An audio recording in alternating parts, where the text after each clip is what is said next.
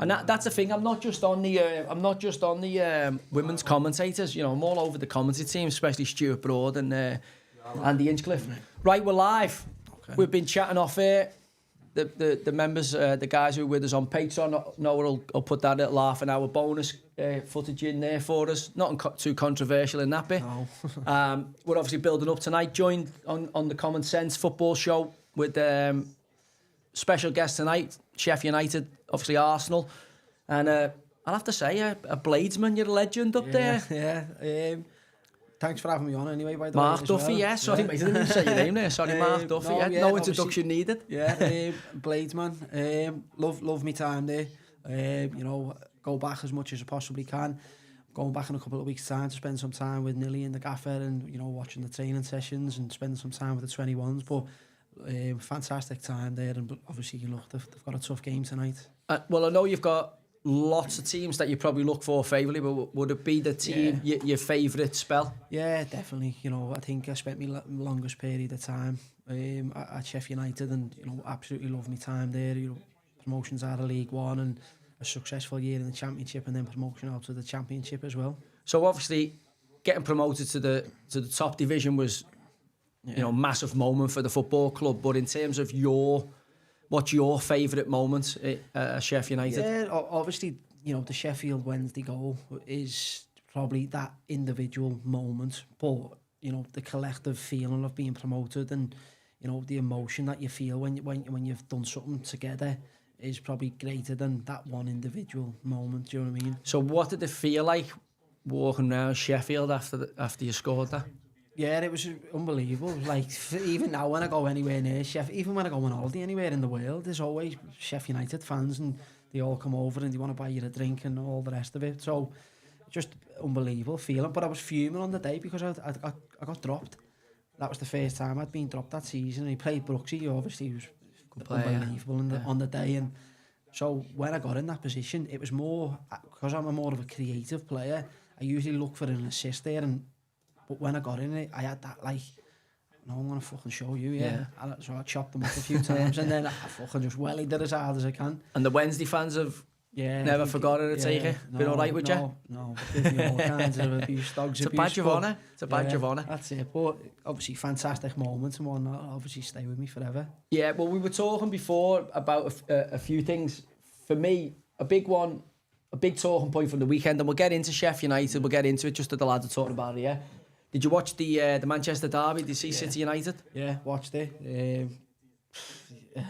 Obviously, United scored that fantastic goal at the start, but then they just sit back and just waiting to get beat, in my opinion. Do you know what I mean? And it's possibly the worst team to do it against because City face that type of low block every single week. So they eventually just, you know, open you up. Yeah, they're the best at it. Yeah. Ten Hag, interestingly, come out after the game and said, I didn't feel like there was much in it. You know, we got some stats that popped up on Match of the Day earlier, but certainly, you know, I sat and watched the game, yet they were in the lead, you know, defended in the deep block. But I never ever thought they were in control at any point of the game. I always felt City get one here, they'll break them down. Yeah, definitely. You know, obviously Haaland missed that chance just before half time to make it 1-1, and I think if he would have scored that, City still probably would have been disappointed going in 1-1. But I think you're just setting up for failure if you sit back against City, and I don't know, you know, until you're probably in that moment, I'd always be one who would be like, we may as well just have a go, because they're going to score 3 or 4 if you sit back anyway, so you may as well have a go at them. When you're in them low blocks as well, what people don't realise is the little short, sharp movements. It's like doing shuttles, and your energy tank runs out a lot quicker than actually if you ran box to box, weirdly. Yeah, it's your thighs, the lactic acid builds up in those thighs, and it could be the City just keep coming and coming and coming and eventually just break you down. Yeah. The interesting thing for me was Ten Hag's comments after the game, almost like he didn't feel they were a million miles away. Have you got my phone there now? And just took a picture of the stats. That would be the worrying thing for me, is obviously I think he was showing us before some of the stuff that he was saying. It's like really worrying that he comes away from that game thinking we were really in there. So they were like, nearly 800 passes, City to Man United's 288. 618 in the opposition half. More importantly, shots, Man United 3. Do you know what I mean? 1 on target. Man City 27, 8 on target. like XG, total crosses. I mean, look, I can take a silver lining out of Everton, and I know they were in the lead, and Rashford's had another half chance on the counter-attack where he should have got the header across. Yeah. And then I felt he had another chance at the back post where he kind of didn't get his feet organised and snatched at one. The one where he's moaning about is when Rashford goes through and Kyle Walker has the contact with him as a winger. Do you think that's a foul? No, we were speaking just before, and I think if Rashford's up against anyone else in that Man United, in that City team, he is confident and he takes that touch. I think because Walker's so quick and he looks scared to play up directly up against him, and any time he did get 1-versus-1 against him, he always chose to go back. And I think the header previously in the first half, he's too worried about where Walker is and who is actually chasing him. He takes his eye off the ball, which leads to his bad decision with his head. Doesn't make the right contact with it. And then that one again, where he's sliding in, he's too worried about where Walker is, and he barely even touches him, do you know what I mean? And then he obviously slips over and he's looking for the foul. So for me, as a winger, what I was always taught is concentrate on your first touch, try and take it across the defender. Once you took it across him, he can't really touch you then. Yeah, it's a foul. And he's on a yellow card, or you you get him on the back foot. The two big, like obviously the two goals were magnificent. Rashford's opener and obviously Foden's equaliser. Yeah. Pretty much both in the same corner as well. Yeah. So nice if you had a ticket right behind them. Blockbuster. Yeah. But then the second goal, Foden cuts in. Listen, you got to give him credit for hitting the target. But I just felt Onana's got to do a lot more there. Yeah, definitely. For me, I think it was one of his better games, Onana. But in that instance, I thought he'd probably try and save it with his feet. I think. Could someone tell fucking Thierry to get out the way of the telly? It's like your nan hoovering, fucking trying to watch a telly. He's fucking got the hoover out. Yeah. And again, you sit in that lower block, City lock you down. Just keep clearing it to nobody. It comes back at you, and inevitably, the big man's going to get a chance that I've never seen. Yeah. I don't think Ronnie Rosenthal misses as bad as his. I think that's the worst miss I've ever seen because of who it is. Yeah, I actually think that's the worst miss I've ever seen in the Premier League, Ireland, Justy. Yeah, look, when I came across it's a goal. It's a goal, isn't it? It's just like, it's unbelievable that he missed it. Any other part of his body. Literally any other part, any other part. Yeah. To be fair to him, when Amrabat, and again I have to put that at Ten Hag's door, like I just can't have Man United. I'm just looking here. Manchester United this year have lost 5 at home and 6 away in the league in 27 games. That's what I mean. Like me growing up, United were obviously the team to beat. Do you know what I mean? Like they were just dominant. They were dominant. Do you know what I mean? Obviously, you know better than anyone. But when you look at this team now, and they're just so far away from the elite level teams. Until there's a real change in the mindset of what they want to do, I just can't see them competing for the Premier League. Oh, and again, the speed they move at, the other top teams, that's the thing. It's not only you're trying to catch them, they're continuing to move forward at a ridiculous pace. And then you've got all the upstarts, your Newcastles and etc., who are coming to try and destabilise that kind of top 4, top 5. Yeah. So Jim Ratcliffe's gone in there now, obviously brought Dave Brailsford, who's famous for Team Sky Cycling, and obviously Ineos cycling team later on, marginal gains kind of man. Yeah. I think there's Dan Ashworth, he's on gardening leave at the minute, but it looks like him. Is a guy, is it someone Stewart in the background as well? Kind of director, is it Paul Stewart, someone? Head of recruitment, so it does look like changes afoot at Man United. Do you think that change is a worry for Erik ten Hag? I would say so, yeah, because look, he's been there, 18 months, 2 years. That's his 100th games in the derby, And there's no, we were talking earlier, there's no real, patterns of play or, goals that you would go, that's a Man United goal. You see City and how they usually cut teams open. It's a repetitive type of pattern. Liverpool after the same, all the top teams have them. Arsenal play some certain style of football, which is really, fantastic, but you look at United and you go, they don't really, you just play a low block and play on the counter-attack, and they're more hoping for individual brilliance off a Rashford or a Garnacho or someone rather than a team collective win. And I just think the top teams now have gone away from that, and the collective team of how they play, like a Brighton. I'd much rather watch Brighton play football than Man United. And I would think if you played that game 10 times, Brighton would win more than not because of how the style of play. Well, it's even like Fulham went there and won last, and Mark Silva's doing a great job, obviously beat Brighton at the weekend, but like the air of invincibility just disappeared. We grew up, as I say, the Fergie era where, they were the dominant side. And I'm kind of like, I just can't see Erik ten Hag getting that back. His handling of the Ronaldo situation, I don't think was great, although he was flexing his muscles. But I just don't believe he's got anything that can turn that club around. And then I think, well, who are they going to go for? Who is the man? Personality is a big thing with what I think. And I look at him and sometimes there's interviews and it's a bit like...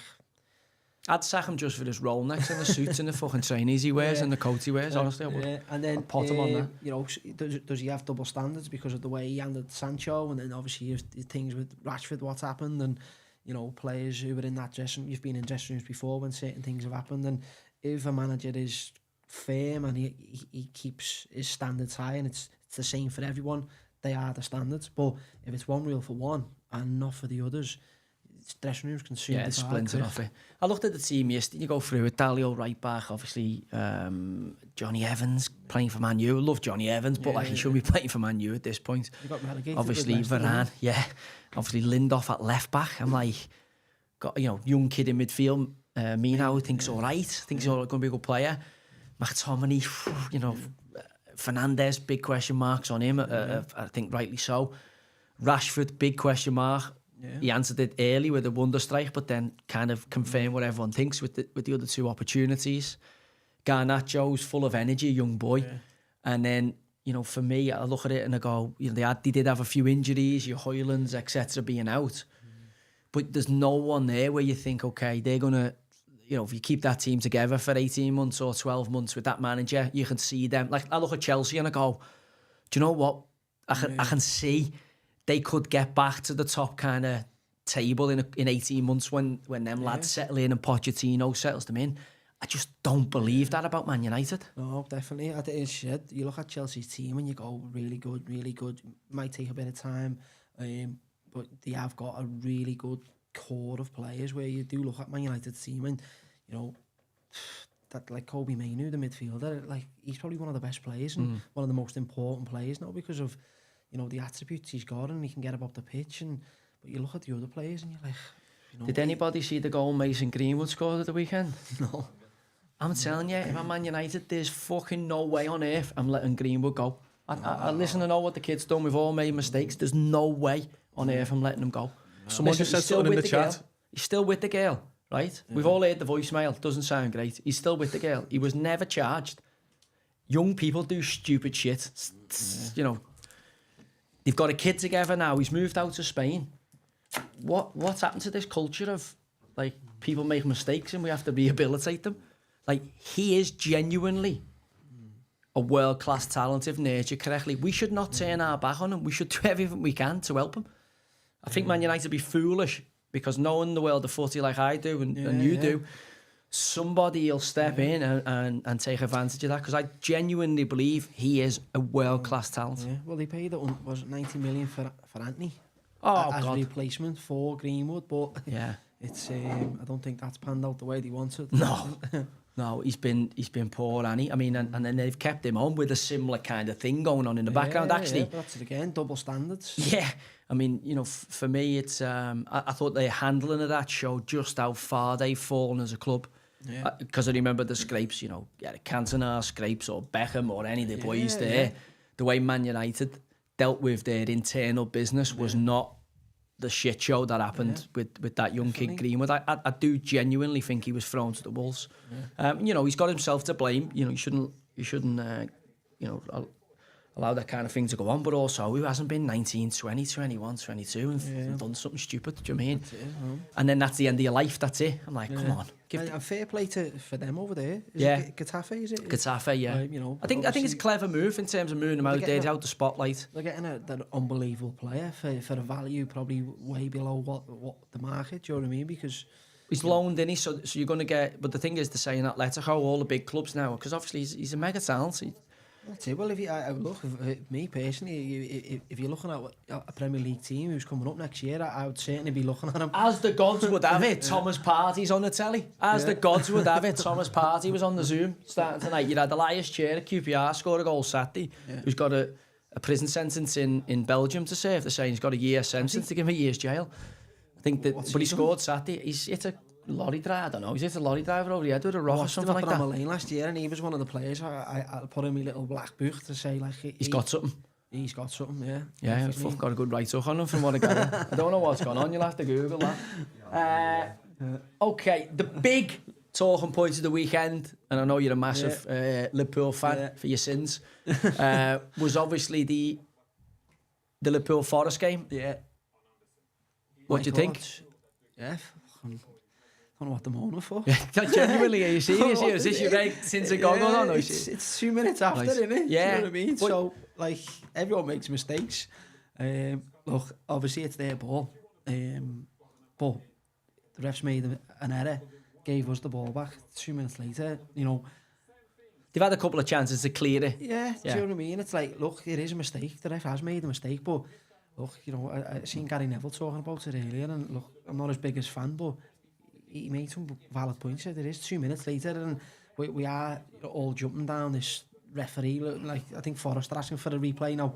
Stuff like that. It's like, you did in the Tottenham game, well, you started we genuinely had the goal disallowed. Like, do you know what I mean? But I don't know. He's been stood down for the weekend's games. Is Paul saying, which again, I mean, you know, I think it's harsh, me. It's because he got a rule wrong or something like that. I mean, you know, I didn't like the fact that he's doubled down. He starts sending like Stephen Reid and all that off after the game, because I'm like, clearly when people are this aggrieved, you know they've watched a couple of replays because everyone's got the technology on the bench now, or someone in their ear saying, listen, he's made the bollocks of it. So I would think, oh fuck, if he's coming down having a go, but then, you know, I suppose that's every manager after every defeat or across the pyramid, Obviously, when you see managers after games, everyone's upset, emotions are high, and they usually, look, half an hour, you've got to wait, do you know what I mean? They're the rules, so I think, he's probably doubled down. Like, well, I'm happy, I'm an Evertonian, so it was a big goal for us. We actually went the Everton game Saturday, as I said, done the full in the Wilmslow before, mate had the box, good, had a little tickle on in the game. Compare leaded me for most of the build-up to it, because he's obviously spotted me in there. I think Everton's women's goalie was meant to speak at half time, but she seen you in the crowd. She threw a sickie when she seen I was in the crowd. And Everton, you know, Beto, it was weird because we got a penalty. Both teams weren't great, by the way. It was kind of a very cagey, nervy game. Goodison certainly had a bit of a nervous energy, which I was surprised after getting 4 points back. But there was still a nervousness in there. West Ham obviously coming in off the back of beating Brentford on the Monday, but didn't like look full of confidence. And then we get a penalty, which I thought was in real time. But honest to God, as soon as Beto grabbed the ball... Would you have allowed Beto to No, I was shouting from the stands. Mainly only because I had Decore 1-0 and 2-0, and he was trying to get the ball. So I say, fucking let him get it. Decore got much better technique. He's our top scorer, isn't he? So I'd have let Pickford take it before Beto. I'm fucking not joking. I'd have brought Pickford up from before Beto. I swear to God, He'd have been the last person in the stadium. Who usually takes the penalties? Well, Calvert-Lewin. But obviously he was on the bench. Didn't he as well a while ago? Yeah, I don't know. I think he's taking him, or Andre Gomez is taking him, has he? Is Gomez taking him for Everton? He was good when he came on, Gomez. Not long since we've had one in open play. I think it's been 2 seasons. Has he? Like, wow. The problem was he went through about 10 minutes, 15 minutes before, and like someone slipped him in and he had a good chance and he just hit it right at the keeper. And he's trying his bollocks off. You know, he really does care for the jersey, but it's just very raw, very raw. And then obviously gets the pen and he makes a beeline for the ball. And you know how important it is when you're in a struggling team to get that first goal. And then, to be fair to Areola, he saves it, but it ain't a great pen. That's usually pre-planned, isn't it? Obviously, you penalty taker, so he must have knew he was taking. Do you know, I don't think he did, because Decore tried to get the ball, so it was almost like, oh God, we haven't had one for that long. Maybe they haven't got organised. I mean, Everton, there's a couple of things Everton did Saturday where I'm like, okay, there's a few things in like kind of basic principle, basic setup that I was like shocked at. Yeah. Dice, you'll probably hear this now for me and say, what the fuck are you on about? But I did notice a few things. If he asked me, I'll offer them. But he'll probably know. They'll already know internally. But they weren't doing them Saturday. And if they don't start doing it, even with these 4 points back, we've got some tough games coming up. I'm telling you, we're not out of the mire just yet. Well, Luton have got a game in hand as well, haven't they? Do you know what I mean? And as you know, down there, well, teams Luton. start winning stuff, don't they? They just gotta start picking up points from nowhere. Every time I watch Luton, I'm like, they're in the game. Yeah, They're and in again the game. Saturday, they were. I know. Right, They- innit? Obviously 2 down and Yeah. then obviously come back and they had an opportunity to go 3-2 up and then obviously... And they've got no pressure as well. You know, and also they've got the most to gain by staying up because they'll be like, fuck this, we're staying here again. One player, mate, who's unbelievable, was Ross Barkley. Yeah. I can't believe how good he's playing. Like, He's done well as well, Carlton Morris, the striker. Yeah, Because definitely. he's done all the leagues. I remember him at Shrewsbury when he got a cruciate in the playoff final. There's a few. Amari Bell, he was at Amari Fleetwood Bell, and stuff Fleetwood, like yeah. that. He There's a came just few before I got the job. Who's come up, do you know what I mean? And again, they've got that togetherness, haven't they? But then sprinkled in with that like Ross Barkley quality, it's just... I think if you know, Man United give them Tatum Mengi and Chong Tai Chi or something like that, is it? He was at Birmingham last year. I think they've done all right. They used the loan market well last year. I remember talking to Mick Harford. They took a boy on loan from Aston Villa, a midfielder, who they loved, like a combative older midfielder. I can't think of his name off the top of my head. And again, what's that? Nakamba, marvellous Nakamba, that's him. And they were whacked, like, so smart recruitment in terms of cutting your cloth accordingly. Like, he reminds me of you a bit, Jordan Clark, who they took from there, you know, kind of similar to you in terms of if given an opportunity, wouldn't have found the big league a problem because of the way he handles the ball. And I look at it and I go, do you know what? Really solid recruitment. You said they mix it in with a bit of data.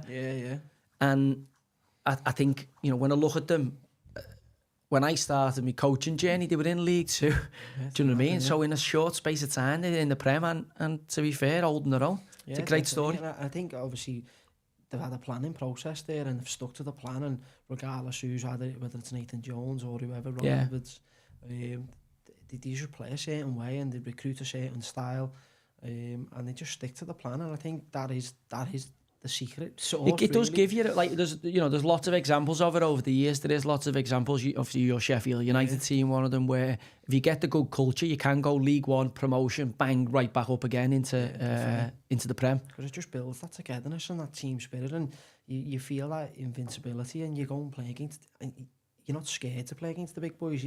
It's that feeling of let's go and take them on. Well, there was a couple of strange results in the Champ, but just briefly touching, obviously QPR going to Leicester and winning. I don't think that was a coupon buster at the weekend. Obviously Birmingham against Southampton ended up being a hell of a game. But then, again, going under the radar, Ipswich going to Plymouth and winning again, jumping themselves up into the automatic. Again, promoted out of League One last year and could go again. Yeah, definitely. Like you just touched on then, I said, if you keep that culture together and the core group and you add little bits, because as you're going on through the levels, you go, right, well, the left back's not quite at it for the next level or whatever. We need someone else. And you just recruit a couple of players, but you keep that core. It's such a powerful thing because you just have that momentum. Yeah, it keeps your dressing room together. Everton, again, contentious football decisions lead me on to, I don't know whether you've seen this at the weekend, and obviously we've got our Noah's in here. It was a touchy, sore point for him. Did you see anything of Real Madrid at the weekend? I did. So Real Madrid were playing Valencia. There's Johnny Fleck there, an old teammate of yours. Yeah, good pal of mine, unbelievable player. Obviously gone to Blackburn now. I don't think he's ever been right since he broke his leg, and he had that seizure on the pitch as well. Yeah, remember that, yeah. He had that on the pitch, and he... Is that COVID related, that? Well, I don't know. That's another touchy subject. Well, live, don't show you, be careful. But it's, I'm sure people were talking about that at the time. I don't know, obviously asking John on the back of that. But then Real Madrid, as I say, ball comes out from a corner. Have you seen it? I've seen it, yeah. You wouldn't be happy, would you? Oh, well, you wouldn't be happy if you had, what was yours, a 6-team accumulator? And he was waiting on Real Madrid, 6 teams. Waiting on Madrid, watching in the pub. I had the phone on, but obviously in the boozer, so couldn't hear the commentary or nothing. Bellingham scored, the header, I've gone mad. I shout the pub down. How much was you winning? Only 280 quid or something like that, but it's fucking 280 quid. Yeah, it's me night paid for. And yeah, I look back at my phone and all surrounding the referee going mad. So I'm thinking he must be offside or something. And then obviously watch the rest and madness. Never seen anything like it. Yeah, I've never seen anything like I thought it was very strange. Yeah. He almost waits for him to put the ball in, like, and then blows as the cross is coming in. To be fair, Bellingham, great header. What a start he's had to his Madrid career. I played against him when he was at Birmingham, and he was just unbelievable. Like, 17 there, 16. Yeah, like, you just don't come against play. He didn't have the physicality, like the size he had now, but he was the height, gangly, but just had that leggy energy, like just bursting everywhere. Obviously, where I was in midfield, he was around you a lot, you know what I mean? And you see that real first-hand aggression. Just because of the age, really, he was playing probably like a 25-year-old man, do you know what I mean? With unbelievable athleticism, but hadn't grew into what he is now, do you know what I mean? Yeah, no, he's going. I think he could be the best we produce, but also there was, as I say, Foden. I thought, look, if he can carry on doing that, he's added goals to his game now. Guardiola, the best manager in the world, trusts him at the level, building a team around him a little bit. I think we're going to talk about England at the back end of this programme, see what we think is our best England side. But again, if you're watching Real Madrid Saturday, I think you'd be feeling as a Real Madrid fan really. Rudiger went and Bellingham went, which you can imagine. Rub salt into the wounds. Yeah, you can imagine. I mean, they're still in a good position in the table. I'm just looking here. They're still 7 points clear, but obviously your coupons in flames. You'd think they pay out on it? They usually pay out on an injustice like that. Places like Paddy would, but I had Sky Bet and a little rat at it. Well, that's what I'm saying. The Forest fans rightly feel aggrieved. I can see why they feel aggrieved because the ref balls it up, but also nowhere near the level of the Real Madrid fans this weekend. The team's coming out, lads. Can we get a couple of predictions from you? In the game, and how it's going to be tough. I am tough. I'm going to go 2-2. Yeah. All right, so there's goals. The Blades men are goals. going to help the Red men. Right. Yeah, goals. 2-2 I'm going. I've got Saliba in my team, so I'm wanting a nil. But I can't see Sheffield United scoring a goal. I just can't see it. But then Bramall Lane first 20 Monday night under lights might get one. I'm going to go 4-1 Arsenal. Might even be 5-1 Arsenal, actually. They can't concede 5 They're on fire. again, They just keep fucking scoring goals. I just think they're wide open. And if they go behind, the fans will want a bit of physicality, and that might boil over, and they might find themselves down to. And if you do that against them, haven't they? Like the last couple of home games, I think 3. Last 3 home games. Well, I don't have the heartstrings, sorry, like you have. Do you know what I mean? I'm just trying to see it quite rationally. Yeah. As a neutral, Joe, do you want Arsenal to stay in the title race? Yeah. I always prefer them all going at it, just so we get a better standard of footy. I mean, Bogle. I've gone 5-0, mate. I just don't think there's enough legs there. Yeah. I don't think there's enough goals there. That's the thing. This is a nil of this. But there's not enough pace there, is there? Like, Saliba's an anti-to lad. He's like Konyate, and he just can't run away from him. That's what I mean. It's like, how are they going to get up the pitch? Brenton Diaz, I'm surprised he hasn't gone with him, mate. He's just come back from injury. Oh, right. Yeah. He can be a nuisance. He done well. The first 2 games, he scored the first 2. And then he picked up an hamstring injury, and obviously Brewster played the last 2 games, and now he's picked up an injury again. To be fair, this Keyboards, he's really got him in the team, settled in the team now. The only thing I worry about here, and you'll know this better than me, you play there a lot more, that's not a small pitch. No. That's a good. If you've got wingers and you've got speed in your team, that's a fucking good part to play on Bramall Lane. And that's the thing. I think it's how they're gonna, a bit like what City do. They just control the ball, and then they end up having their centre halves halfway in your pitch. Halfway in your half, and you can't get out, and it's just constant. Do you know what I mean? It's so hard. Yeah, mate. And to get out, you need legs in your team. You need that, quick forwards. And you look at the front line there, and Heyman, McAtee, and McBurney. It's going to be a tough gig. Yeah, they're gonna have spells. Ivo Grebic. Yeah. You want a beer? Yeah, go on, lad. I'll have one. As I say, the problem you've got.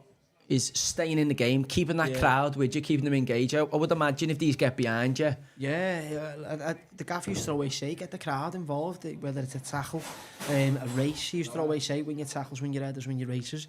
And the crowd would get on side with that, do you know what I mean? And I think they would be his messages going out. I can just see him right now, you know, make contact first 5 minutes, win your tackles, win your headers, win your races, win your duels. And you never know what can happen, do you know what I mean? Well, that's it, football, Arsenal yeah. have got to win. Yeah.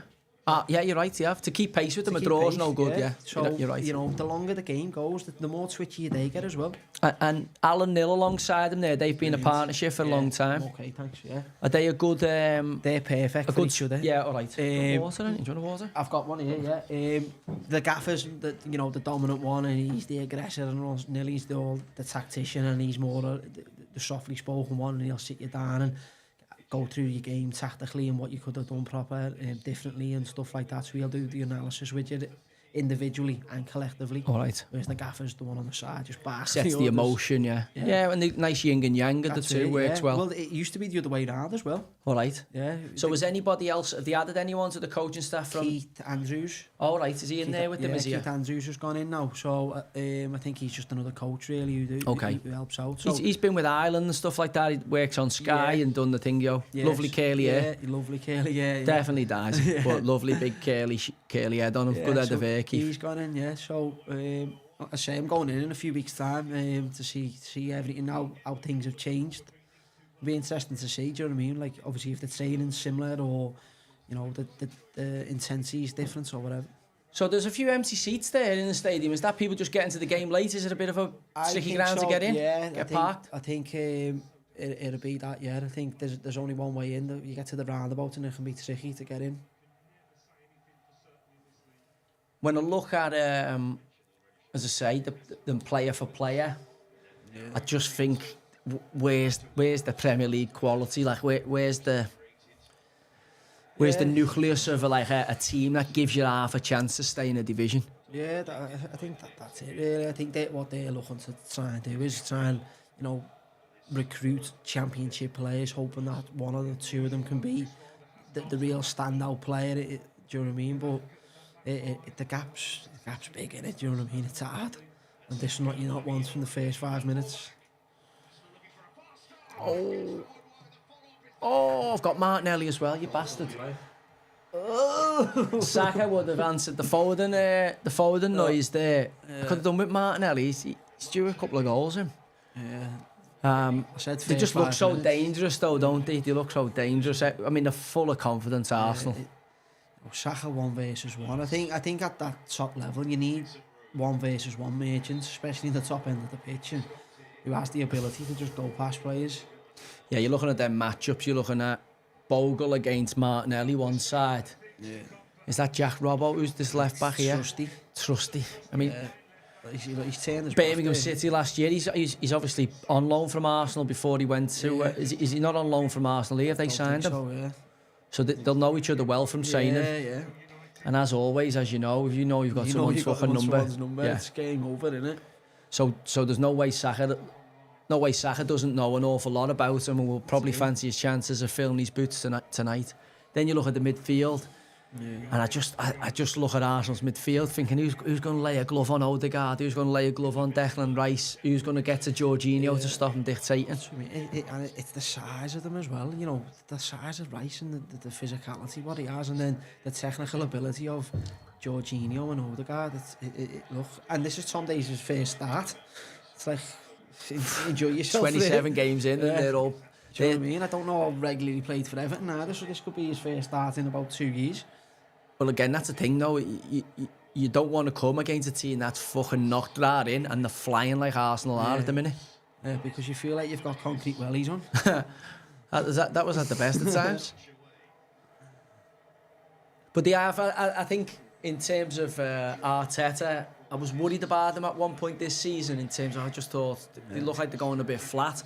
And then there was that little weird break in the season where one team's played one weekend and then got a breather the next weekend.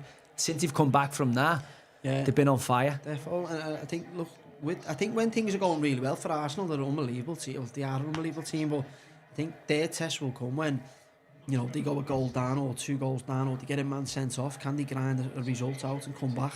You know, right now, they're in full throttle and they're enjoying the football. Well, they've had one blemish. Obviously, the Porto result in the Champions League was the only little setback they've had. Apart from that, they've been pretty much peerless in the domestic campaign. Yeah, there's going to be games now from now to the end of the season where they're going to be asked difficult questions, and it's if they can come through that. See, I just think they're a chameleon team now. Like, should score here. Oh my God.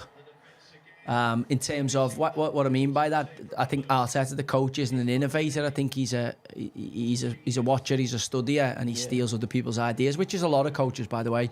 Whereas I think with Guardiola at Man City, I do think he's an innovator. He's always pushing the boundary of performance. 1-0. He did say first 5 minutes, though, to be fair. He said if they can get through the first 5 minutes and win the contacts. But they've hit the post there already, or the bar. Yeah. I mean, if you're in that Sheffield United team now after the recent results and you know Arsenal's form coming in and then that comes in. It's tough, like I said, like, there's been 3 opportunities where they could have scored prior to this year. You're not even 5 minutes in yet. It's absolutely back to the walls. You're looking around that team now for leaders and stuff like that, and it's hard. You know what I mean? It's who are you looking to in that team for a bit of open, a bit of, you know what I mean? It's like I know it's not his group in terms of, I know it was Heckingbottom and you know Heckingbottom, I felt, through no fault of his own, ended up with probably one of the worst transfer windows ever of a newly promoted team to the Premier League. You know, at least teams go up and splurge a little bit, but they never had. You know, and I'm obviously mindful here, Duff, that you know you've got a big Sheffield United connection, but it's all well off the pitch with the structures behind the team. Honestly, I couldn't tell you, to be honest. I know. Obviously, the owners took over, and they spent a good bit of money the first year when they came into the Premier League on the likes of McBurney and Brewster and Sander Berg. Obviously, Sander Berg's been sold now. But other than that, you know, I think this season, they brought in Cameron Archer and I don't really know who else they brought in, so it is tough. They brought Tom Davis in, Hamer they brought in from Coventry, didn't he? But like again, 10 million. Probably lads who, you know, if you go down, would be giving you a good chance of getting out the champ rather than keeping you in the Prem. Yeah, definitely. And I think, you know, I think Norwich done it for a couple of years where they were happy to yo-yo up and down because the financial gains, obviously getting promoted to the Premier League, is so big. But you don't know whether they want to go too big when they get into the Premier League because of the likelihood of them coming back down. Well, that's the thing, isn't it? You still get the parachute payments, etc. Unless you gamble for it. You know, clubs have done that in the past. QPR, where I was at, and actually didn't get it right, got relegated, and obviously ruined the club for a load of years. Who owns the club now? Is it still the is it the Prince? Is it the Prince? It's still the Prince. Yeah. So I think he's had it up for sale a few times, and it was close to going through a couple of times, but for one reason or another, it never went through. Prince Abdullah or something like that. Yeah. From where? Yeah. I think he's from Saudi. Is he Saudi Prince? Yeah. Is he like one of the Biff cousins, or is he like a proper fucking I don't know. There's about 9,000 of them in. Is he like got a few shilling? Like, I don't know, but you know, obviously over there. Well, he hasn't fucking spent it at Sheffield United yet, has he? Not this season anyway. No. So do you think he's preparing for life in, you know, not wanting to, but obviously preparing for life. He's got other clubs as well, you know. I think he's got other stuff. I don't know whether he's got something over in America, like a team, might be like a hockey team. Or right. But that's a big stat here, Arsenal. We talked about that in the build-up, obviously. 19 goals from set plays, you know. But they do this thing where they block the goalkeeper all the time and then they all pile in the front post. Well, I know you were a set play man. We've had loads of discussions over them. Yeah. Massive opportunity to win football matches off set plays. It's massive, do you know what I mean? And you get them right. But Arsenal are fantastic at them, but it leads you to like Liverpool's disallowed goal in the Carabao Cup was disallowed for a block. Yeah, terrible. Yeah. When Arsenal do it every single week, like you know, they all start at the back post, someone blocks the goalkeeper, and then they all pile in at the front post, and the goalie can't move. So is that illegal? That was one of the things I remember your Sheffield United team under Wilder, like really clever, really innovative when it comes to set plays. You know, the amount of times I've seen you, certainly when you got promoted to from the champ to the Prem. Yeah. Some phenomenal ideas in and around the set plays. Yeah, we would spend, you know, at least a couple of hours a week working on them. You know, Nearly would always come up with different ones, whether it was throw-ins and in and around the box. There was loads of little cheeky set pieces. I used to always look at them and think, you know... Remember the little one where you used to pull off the wall, play the little 1-2 to get the shot away? Stuff like that, because the statistics show that, like, very rarely there's a direct free kick go in, so you'd have got more chance of scoring by moving it.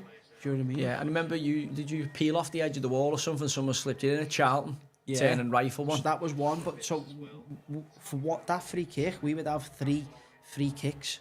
So it would just be, we would look at the opposition and see how they would set up and go, okay, well, this is going to be one hand, this is going to be where I slide down the wall. But if they put someone there, it would be, okay, we're going to play it into the box and like a little 1-2. So we could get a free kick in and around the box and there would be 3 or 4 set pieces geared up for that spot.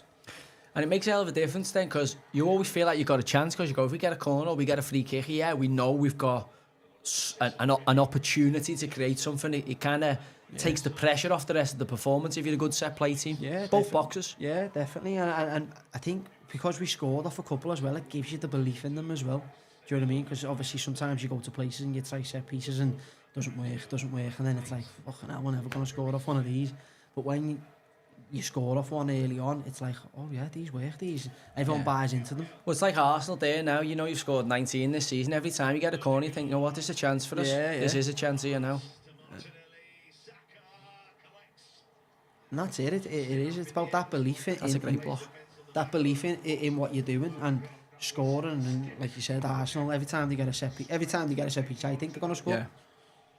I mean, as I say, for Chris Wilder's Sheffield United the first time round, the set plays, a big part of their Arsenal, but also you've just seen a great block there. I look at this Sheffield United version now under Chris, and it doesn't look anywhere near as compact or as capable of getting a physical foothold in a game as what that group did. Yeah, like, look, obviously, you know, the team that we had, we'd been together for 3 years, and we had that, you know, the formation that we played as well with the wing backs and me in the 10. You know, as soon as I left, he played more of a flat 3, and he lost the 10. And then obviously, as time's got on, they've lost now the wing backs and they've changed to a 4 in certain games. But because they're getting beat every other week, the team's chopping and changing, and they're not just getting beat though, are they? They're getting snotted, like, do you know what I mean? Like, getting beat and being in games like Luton. Yeah. You can build something out of that. Yeah. When you're getting 4 and 5 and 6, it's like so disheartening. And then the players who aren't playing are knocking on the door, going, "Well, when's my opportunity to play?" Because they got B5, and then they come in and they get B5, and then he changes again. And I've been in dressing rooms where that's happened. Do you know what I mean? And it's carnage. I just think they're asking for punishment here, because you got Gustavo Aimer playing left midfielder, kind of 5-4-1, and then obviously young McAtee out the other side. Mark Burney's on his own. Some would argue, well, what can they do? Doesn't matter which way they go. Yeah. But you're just looking around the group, going, who's gonna go and make something happen for them? Who's going to carry the ball for them? You know, you used to get a Basham overlapping from centre half that would just cause confusion, or a O'Connell or a Egan, or you had.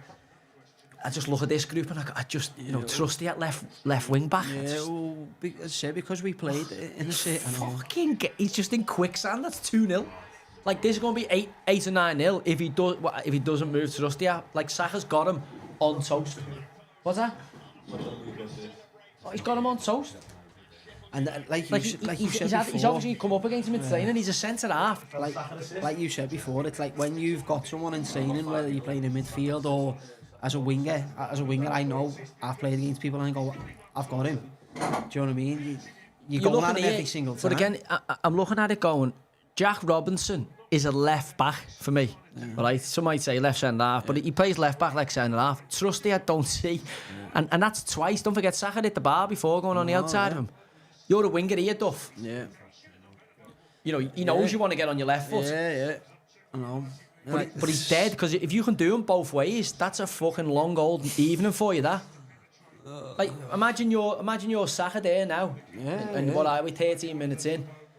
You're going, oh my God, my fancy footy points are going through the fucking roof here. Well, you think of a midfielder, every time you get the ball, it's just like, bang, out to Saka, every single time, because every time he's running at him, he's going past him, and it's like, we were talking about physicality, leave something on him. Our team that we played in, Jack O'Connell would be saying, no, next time he gets it, he is getting lifted. That can't happen. He, like, and don't mean like get sent off like Holgate the day, but like at least do him a little bit, because he can't keep doing that. Oh, He's God. in again. They're in again here. This is Bogle, who can't defend for tough either. Oh my God. We might have to let Duck go in a minute, because this might be X-rated, this. Fuck's sake.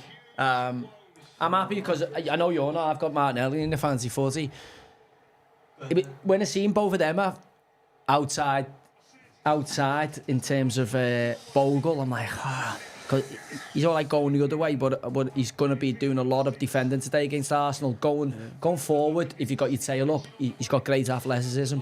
Defensively, I'm not sure when you're pinned in that deep block, he's your best right back, and Trusty the same. So when we got promoted, we had George Bullock, who's not as good attacking wise, but he is really, really good defensively and 1 versus 1. Now, I think George more suited to the Premier League. Rice is claiming this.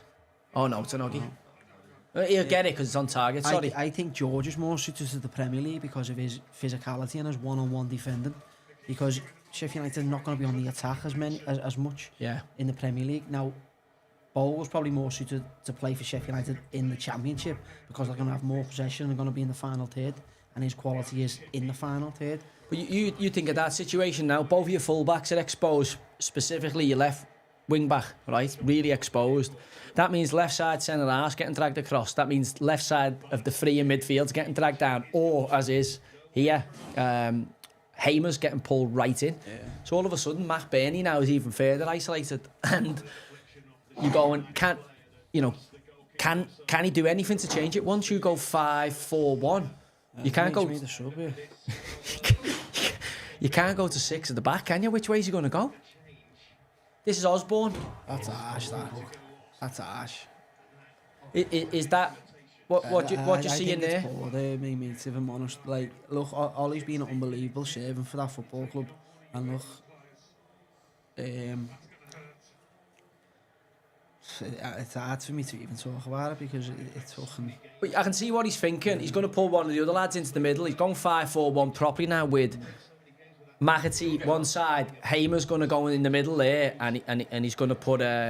He's literally 5-4-1. He's fucking battening down the hatches. No, I get it. Whatever you do, but someone who's been at the club for 5 years, who's had multiple promotions, has been there with you from, virtually the word go, hasn't really played in recent weeks, so it's not his fault that they're in the situation, and to just rag him off after 15 minutes, it's not his fault. There's other players there. I just think it's very harsh, if I'm honest. Just put your manager's hat on here for a second. And gone, what's for?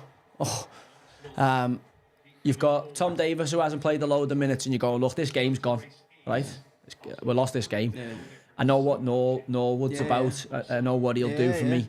I want to get minutes into Davis, Hamer, getting him into position, and then obviously, And that does come into play, obviously. I just don't think Tom Davis is the answer of sitting in the whole of midfield too. So I think Norwood would offer more long term than what Davis would.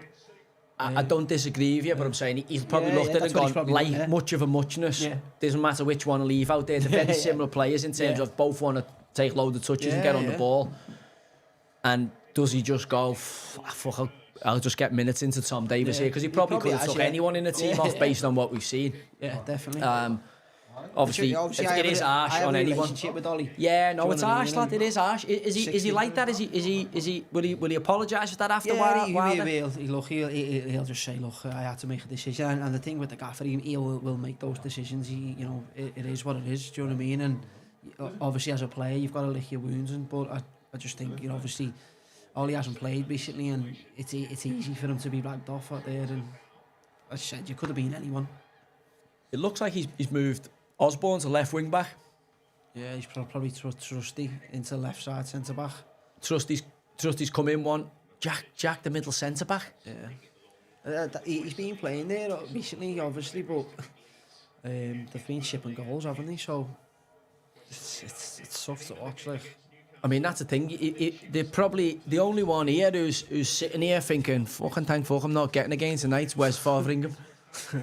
You know, come out of the team because he's had net rash recently. I mean, yeah. I can cash out on my bet here for 50 quid already.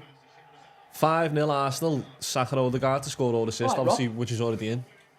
5-0. And I've got 5-0, and I'm thinking it could be more than that. What are they offering you? 50 quid. For what? A tenner? I'm obviously not taking You it. get another goal here. I can't see Arsenal not scoring again. No, they're going to score. I've got 5-0. Yeah, I can't. And I'd I'm hang talking fire. 70 minutes. Yeah, if you we're get only to 70 talking 2 minutes. goals, yeah. I'd ride that out. I'm definitely leaving it, like. Yeah, he's in there. What did I say? 4-1? 2-2? What do you go for? 4-1. 2-2. 2-2, yeah. I mean, listen, you couldn't really back against your old club, mate, could you? You couldn't come in and say they were going to get snotted. You'd have to be optimistic, but from here it's damage limitation in it. You're like, right, let's get to that time as it stands.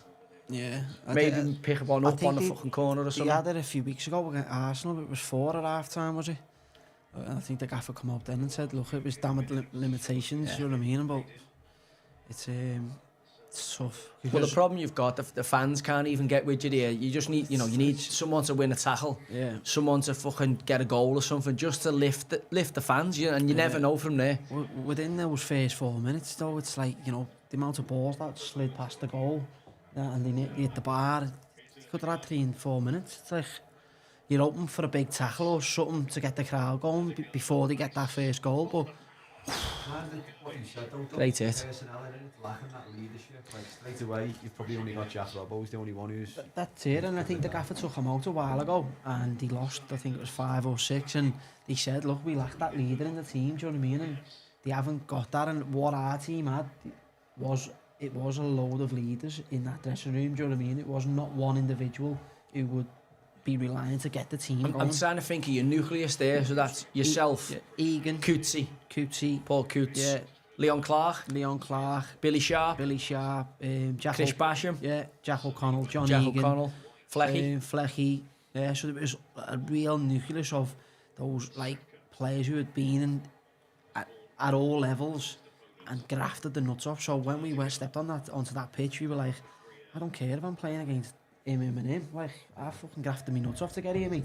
If you're going to beat me, you're going to beat me fair and square, and you're going to show your quality on this day. But if not, I'm going to trample all over you. Well, that's the thing. You all weren't like kind of household names, No. but obviously, as a unit together, climb. Sheffield United before you's got there. Neil Warnock, Michael Brown, Michael Tong, etc. They had like a little bit of a spell, and then obviously fell down the leagues, and then and then your obviously group was the group that propelled them back up the leagues again. Obviously, Wilder going in League One, and then obviously fairy tale ride back to the Premier League.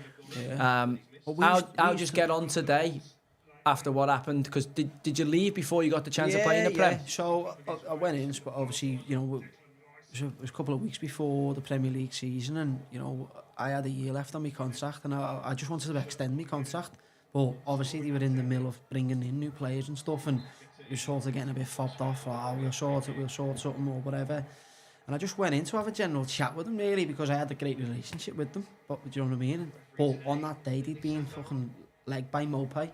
He was mates with John Egan, and obviously how it all works is Egan was speaking to him and he was coming and all these things, but he got legged anyway. And then I went and knocked on the gaffer's door, and after 10 minutes, End up talking yourself into a move.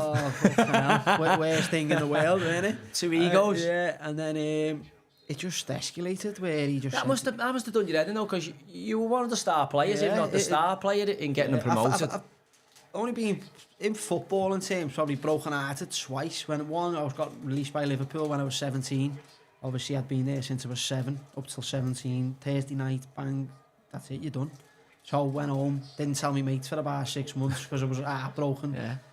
But that's what happened, you know what I mean? And then Sheffield, when that happened, I was like, I just can't believe what's happened there. And then Nearly was telling me to go in and apologise. And I was like, apologise for what? And I only went in, asked for an extension on my contract, and it just escalated. Do you think he had it in his plans that you weren't going to be part of the team and he's kind of Probably, engineered yeah. it, or it was just two big egos running into each other? Do you know what? I was just shocked, and I was just like, what are you on about?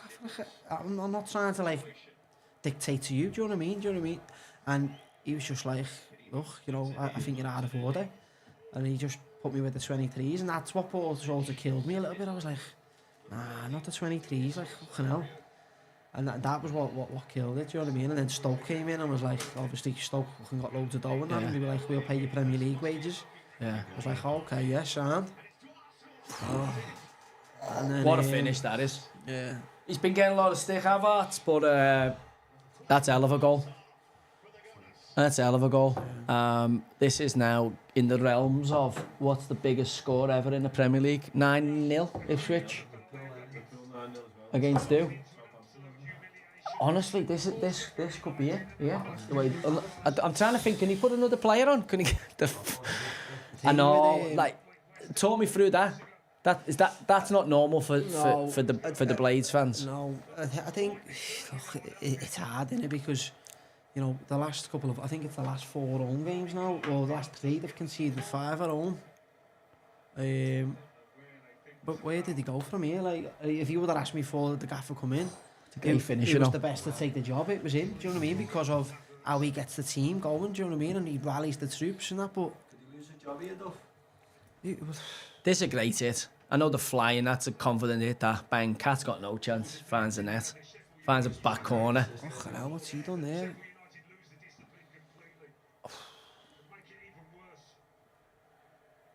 I mean, you just have to give Havertz a bit of credit there. I think the lad does well, tries to compete.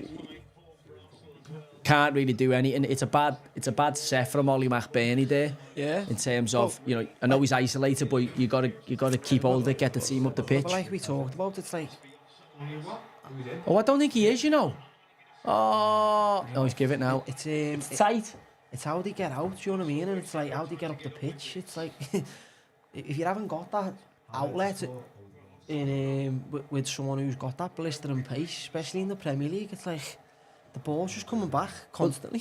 When I think about them teams, you always had like Billy Sharp you always had. If you could get a chance for Billy Sharp, he'd take it. Like big Leon Clark up there. And again, McBurney, I think he's a genuine player, God's sake. But I think he needs 5, 6, 7 chances. I just never quite fancy him to score. In that team, what we had is that we would dominate the ball at the back and in the middle third, so that would get us up the park. Although Sharpie wasn't the quickest, or Leon wasn't. Leon could shift, but he wasn't the quickest, or did he? It was the team that functioned. And then obviously had the wingers flying and centre halves coming and overlapping, joining in. And the team as a whole would be higher. Obviously, the Premier League like this, it's like the reality is that you're going to be in a low block and you're playing on the counter attack, so you need that pace. Like Cameron Archer, do you know what I mean? I don't know if he's on the bench or what, but he possesses the pace to run down the side. Yeah, at least get away from you. I mean, the thing is, at this level, pace for Archer in the champ isn't pace at this level. Yeah. Do you know what I mean? It's totally different. These are flyers. If you're in an Arsenal position here, and Arsenal starting to think about the next game, and have they've got the Champions League. No, they're not playing this midweek, are they? They've not got a midweek game. Who's the midweek? I think City play, don't they? Bayern. I think the mood Arsenal are in at the moment, they're just in that free-flowing mood where they just want to score goals. Arsenal play Brentford next Saturday in the R5. Yeah, because it's that tight. It could go down to goal difference. Well, they've just gone on to 42, I think, there, so they've just gone above. Yeah. When I look at it, they play Brentford next Friday at R5. It's next Saturday at R5. So actually, this is, if you've got a Monday Saturday game, there's no benefit to me. You know, I'm looking at Trossard, but they just bring a top player on as well, even if they make a couple of changes. Yeah, but he always ends up on a chance, doesn't he? Yeah. Yeah, I mean, you know, I thought when he played Declan Rice and Jorginho, he's used them as kind of a 2 in there and allowed Odegaard to drift. That's what you're asking for. But clearly, Don't mind it. Just don't get sent clearly off. Rice has been given a lot more licence here to gamble and get on. Seen him make a couple of runs into the box. It's needed though, isn't it? It is. Do you know what I mean? But it should have happened in the first 2 minutes. Because the game's gone now, innit? Do you know what I mean? It's like, just don't get sent off. Like, Do you know what? He gets the ball for me. yeah. I mean, no go through the man. But he gets a touch on the ball there. He does after he hits the man, but like, all right, not a yellow card, maybe a foul. I'm like, is that a yellow? Is that a yellow? It's definitely a foul, but oh come on, I don't know. Like every tackle isn't a yellow card. Every tackle isn't a yellow. I mean, he goes through the man to get to the ball, but it's not like he's fucking made contact with the studs with the man. I think we've got to be careful here not to eradicate tackling. And I know we don't want to see players get injured, especially the flair players, but also, you know, there is something about winning a good tackle. But that was one of the gaffer's things, is make contact with your opponents and, you know, be aggressive, because you'll have played against players who aren't, you know, technically as good as you, but they make things really difficult by being really, really aggressive. They've just been, we were talking about the Liverpool goal in the final, Chelsea getting disallowed for the block. Arsenal have just stood 5 players in an offside position there and tried to jump them back on at the last minute, but setting that little screen, that little block. Yeah, Arsenal, they do it all the time. Obviously, as we talked about, I love all the set pieces and stuff, and I like to see what these coaches are doing, and Arsenal are always at it blocking. There's about 4 or 5 of them doing it for every set piece. Because really, they're only going for Saliba, or Gabriel, or Havertz. There's only 3 who they're really aiming at. He does a good job for them. White does a load of blocking. They use him as a blocker all the time. Kind of send them in. He was at Leeds. We played him with at Leeds, and you can see he had that Premier League quality. Like, he was at Newport County the season before that in League 2. Went on loan. He had the season at Newport County. Because I got offered them. I was at Fleetwood, and I think he was on loan for him. Was he at Brighton? Yeah. And I had a look at the clips of Newport County, and he had the fucking tape on the wrist and that, and the socks over the knees, and I thought, he's a fan, he's not for me. And he went to Leeds. We weren't getting him anyway, we couldn't have got him. He was on the list, and I was like, he's a bit of a fanny.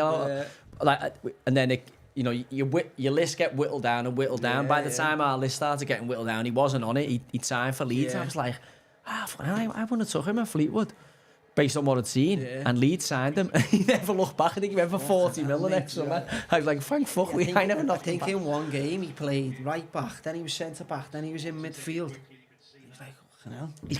He's kind of made himself into a different type of player at Arsenal to fit into Arteta's team. Yeah. Obviously playing right back, but inverting and playing on the inside, and obviously he's good on the ball. It's massive that. I think with his education we're playing with Bielsa, it's so big. Any of these young players who played under Bielsa, just that education of, like, I speak to Forshaw, I've spoke to him about it, and just the methods that he uses and the intensity of training and stuff like that. I think he totally opens up people's minds to the way you can train to be a footballer based on, you know, the kind of stereotypical, you know, turn up, this is your session on a Monday, this is your session on a Tuesday. You're in from 10 till 1 and you get off, where Bielsa's like, no. Yeah, sleeping at the training ground, double sessions. He's big on functions. You're doing your badges, and you've done your badges, and functions he's massive on. Yeah, and you think of how much of a difference. If you're training an extra 2-3 hours per week over the course of a season, the advantage that you're getting, look, and it's hard to get players to buy into because they're set in stone. Like, most players are sort of set in a way, like, we had a moment, 1 o'clock or 2 o'clock. But it's like anything, isn't it? As soon as you start to feel the results on a match day and you go, this fucking working, the buy-in's there.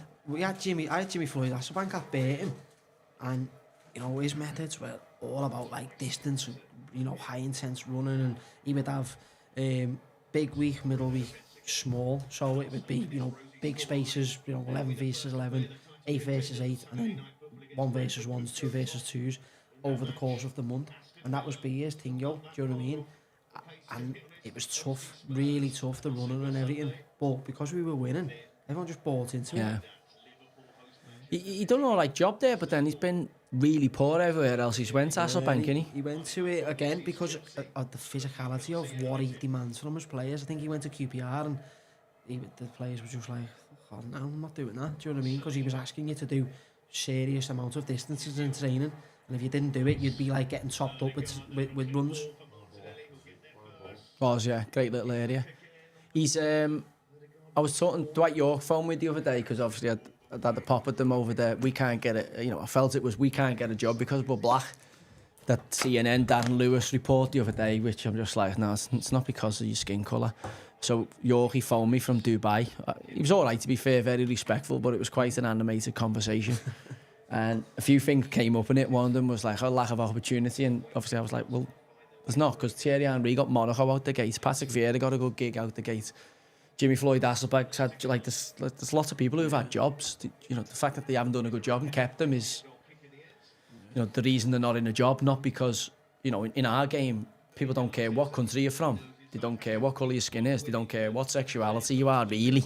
They care about whether you can fucking play or whether you can win and do the job.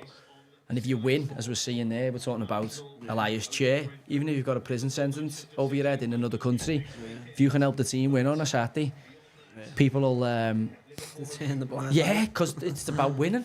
You tell me, Sheffield United didn't have a striker who was going to get them 20 goals, but he was a bit of a rogue. They wouldn't play him in this situation. Of course they would. Yeah. As you said, it's about winning games of football, isn't it? That's what it comes down to. Well, in a team, your team's the same. You must have played with all people from all over the world, all different types of lads. Yeah. Oh. And players judge you on what you do. Are you a good lad in the dressing room, and then can you play? Because if you're a good player but you're a bell end, it's tricky for the dressing room. But they'll accept you because you're a good player. Yeah. If you're a good lad and you're a good player, then life's easy. Yeah. But if you're a fucking bell end, then if you're a good player and you're a bell end, like as I say, you get away with a bit more. But you get away with it until you stop performing. Well, yeah, absolutely. Until you stop doing the business on a match day. And then someone tops you in training. Yeah. And the manager just turns a blind eye. They set up as a 3 at the back, and they're going to block the keeper as he comes out, but they're just going to pile in the front post. So will Nilly and Wilder weigh heavy on the set play? Yeah. So you can look at Trusty and that and think, now they're not even looking at the ball. They don't know when it's coming in. Because all Arsenal are doing is piling in this front zone.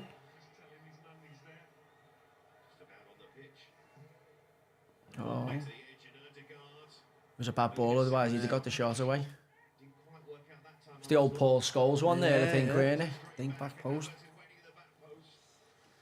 But they've got them locked down that much, the set pieces now, like, everyone's on high alert, so they can't flip it last second. That's it, because they're so successful at what they were doing in that front zone. Everyone's now watching the ball, so now they're going, well, these are going to be onto it, because Sheffield are renowned for being quite, on things with set pieces, but now they're trying different things because they're not even looking. So is that what we're talking about there in terms of Arsenal's setup, and they've had success at it to the point where they're able to scan the pitch? You're saying option one, we could do this if they set up that way, and as it is there, they've gone the fucking pullbacks here. Well, as I was watching that then, Gabriel, is it? Gabriel, he's saying something to someone else, so he's probably saying, look, it's pretty locked in here, so let's just hit somewhere else. Yeah.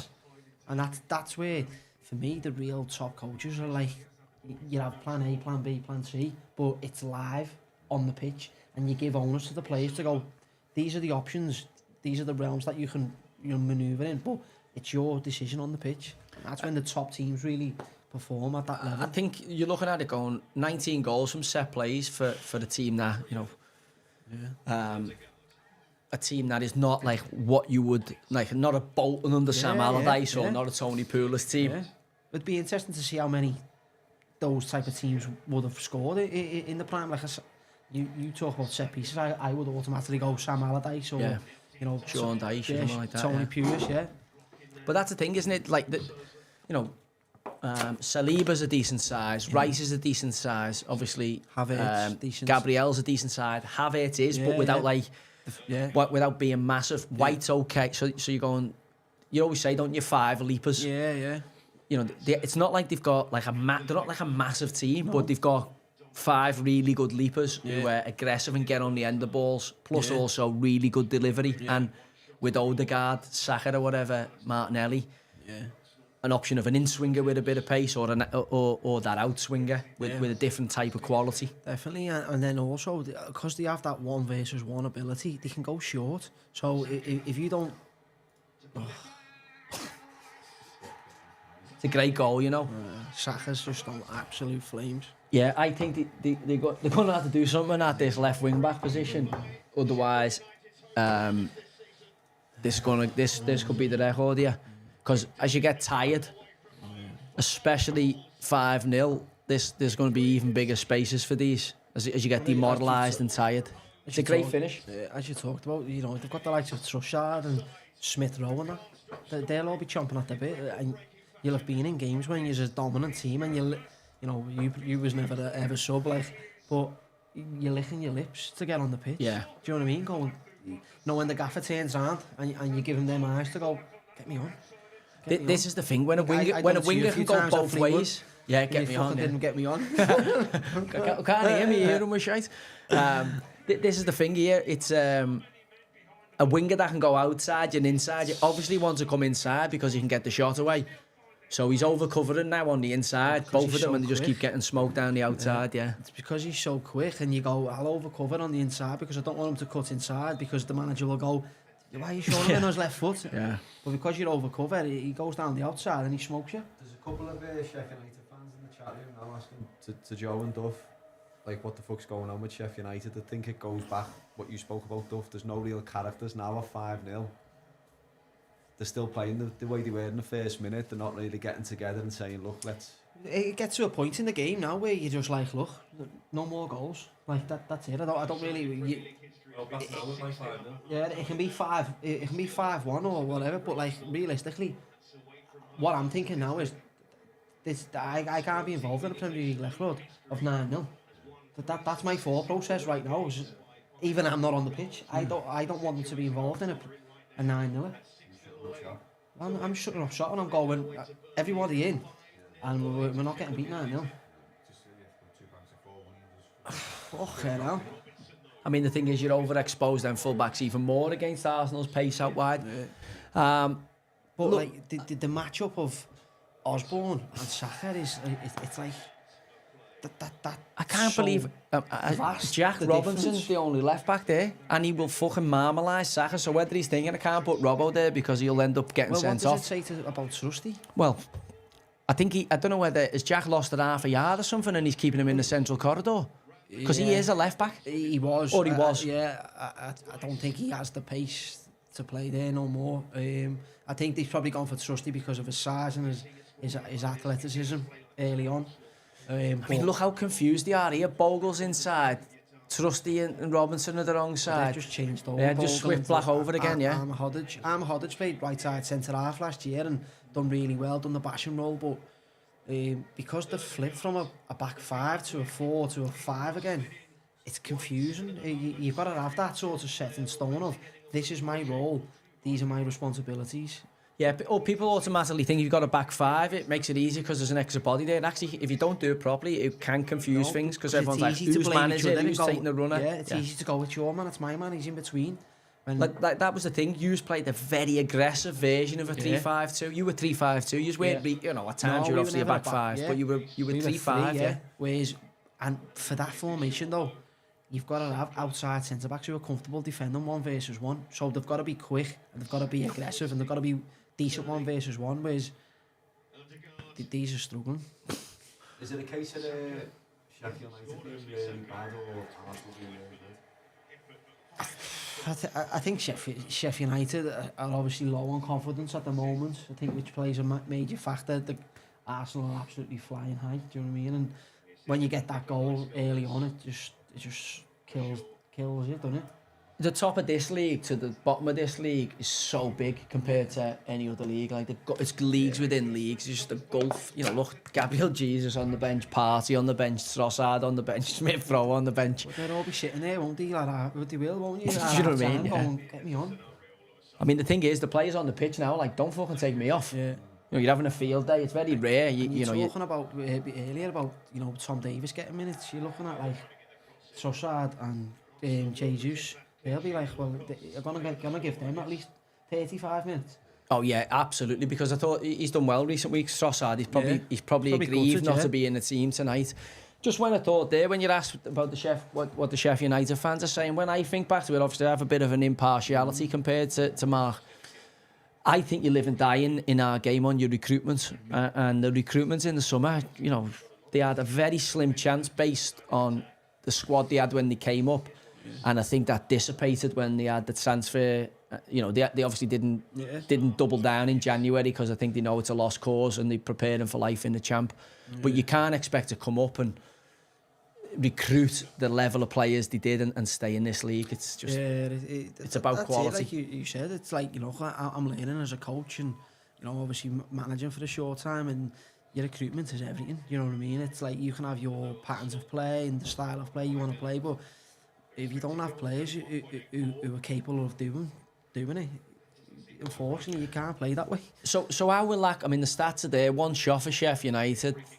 You know, one touch in the opposition box. Arsenal 16, 20%, 21% possession.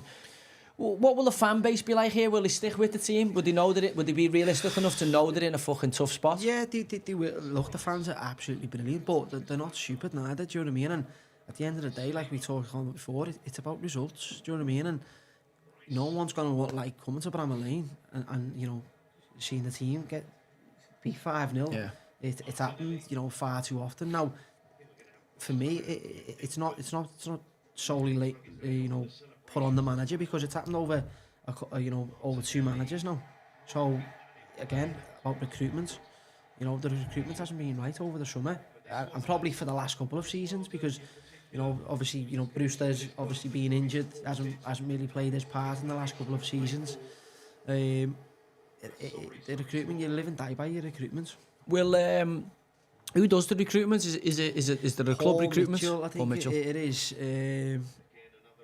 Well, that he was the last time I know, and he was there since League One. So I think the most successful time of the recruitment is that League One, where he brought in all those players and they all done well and sucked the club on, and then all done well in the Championship and then in the Premier League. That was kept the nucleus together. That was the nucleus of it was the likes of me, Jack O'Connell, Leon Clark, Coetzee, John Fleck, Ollie Norwood, George Bulldog, Egan, Didzy, O'Connell, Egan, all Enda Stevens. They were all brought in at that one period.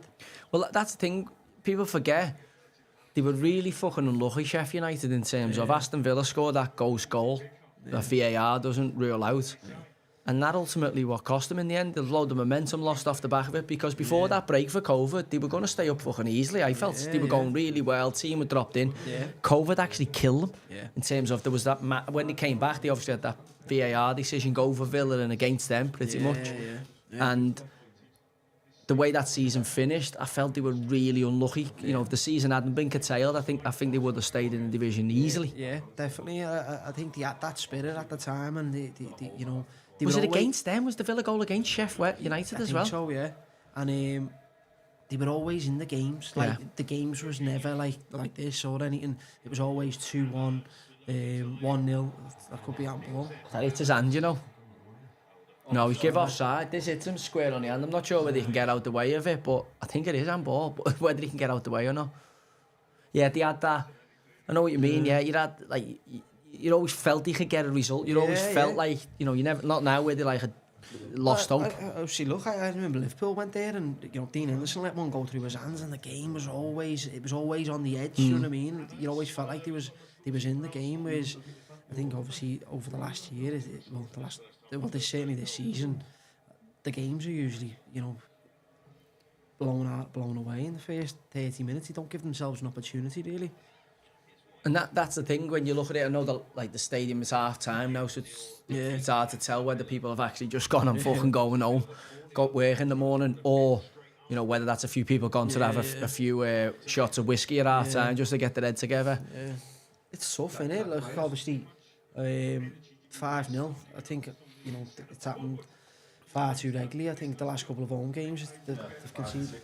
Yeah, they've conceded quite a few, and it's demoralising not just for the players, for the fans as well. So talk me through Wilder coming in here. You got a bit of experience of him in the dressing room. You've been, you know, what will he be like here? I don't think he can fly into the lads. Like, I think if it was 3-0, he'd empty them. Do you know what I mean? But like at 5, the game's gone. Do you know what I mean? It's like, you know, is he smart enough in terms of is he emotionally smart enough not to blow a gasket because of the? I think if it was 3-0, he'd blow. All right. I think he's smart enough to go with 5. The game's gone. Let's just, Arsenal, yeah. You know, these players have got to go back out there next week. Do you know what I mean? So, yeah, it's a tough ask for anyone in at half time. I'm trying to look who they've got. Who the next game is? Bournemouth away. It's a big game, isn't it? Do you know Huge game, but again, we watched Bournemouth beat Burnley yesterday. I know it's their first win, I think, since New Year's Day. But they have got there's a bit of quality in that team. As I said, in the build-up, we watched a little bit of Match of the Day. The save that Neto makes, just like little flashes where you go, you know what, Bournemouth, who shouldn't be anywhere near as big a club as Sheffield United or Burnley, based on the size of the clubs, and the fans. And what they have, they have that Premier League pace at the top end with Solanke and Clive and and it makes such a difference because you can play them low blocks.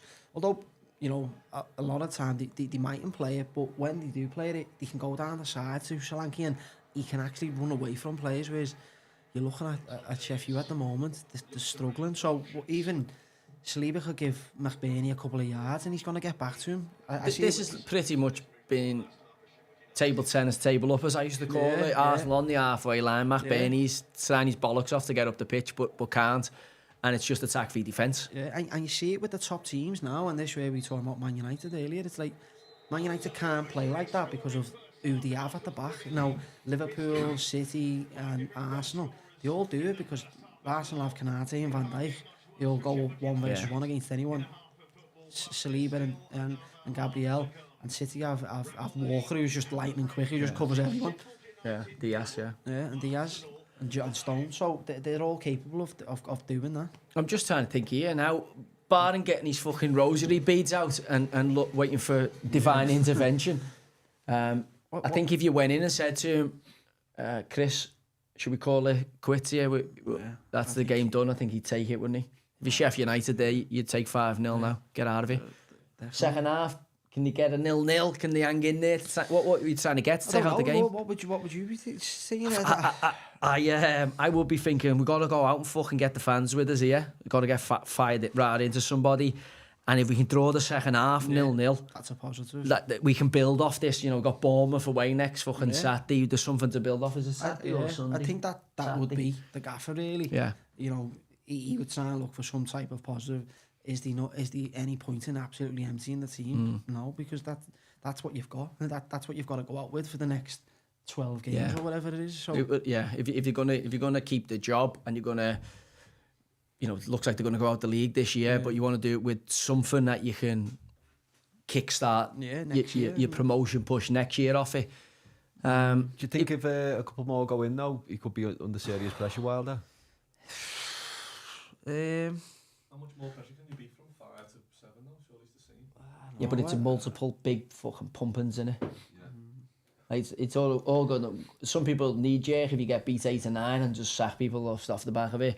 But it's the fact that they've got previous coming in. What have they shipped in the last few weeks? Like 5 and a 6 somewhere. Yeah, 20 goals in the last 4. Do you know what I mean? It's who would take it? Do you know what I mean? It's like who would want it? Mark Duffy. Yeah, but do you know what I mean? It's like who's going into that going like I can do well there. But also you've got to be looking at it going. It's for next year, really, isn't it?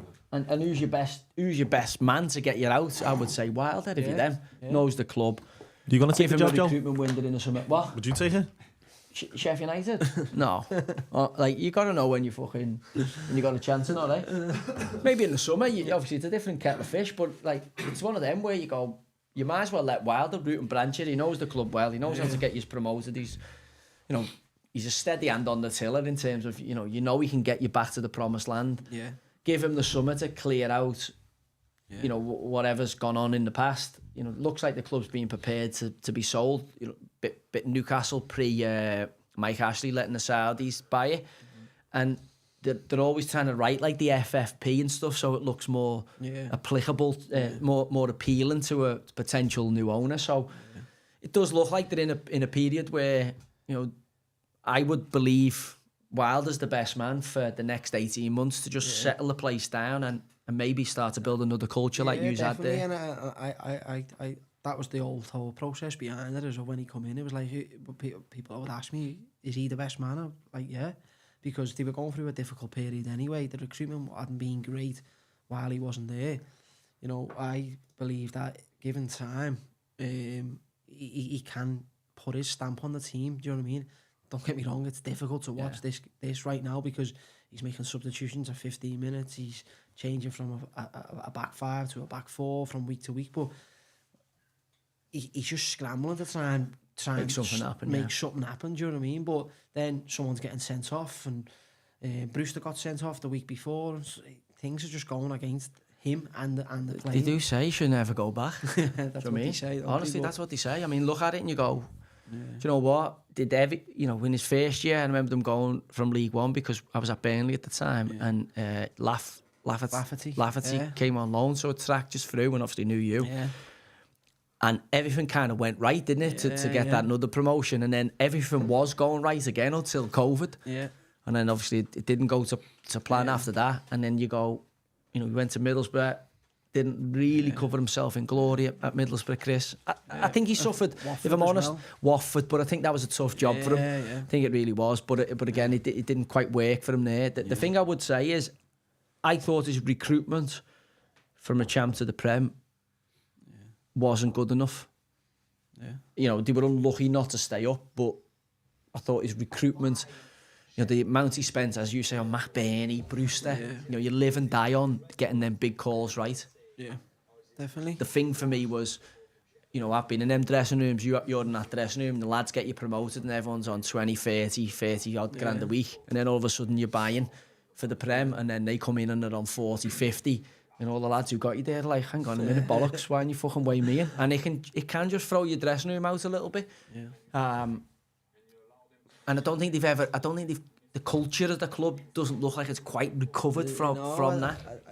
Since that group's sort of split up, obviously you've seen Flecky on the pitch before the game, and he was one of, you know, the last. Ollie Norwood, who obviously got took off. Egan's still there, but he's had a long-term injury. Basham's there, but he broke his leg. One, Sharpie's gone. Fleck's gone. That culture of what we had, of that togetherness.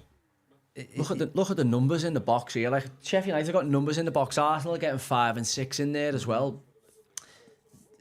The thing is, though, they can, because there's no threat going the other way. McBurney ain't going to run away from the two fucking road runners. That's the problem. But again, that comes down to personnel. Do you know who they have? I don't know if they got on the bench, but they had Osula. Is he on the bench? The 19-year-old? Yeah, Will Osula. Now, for me, in a game like this where you're going to be backs against the wall, he's probably a better option because he can absolutely leg it.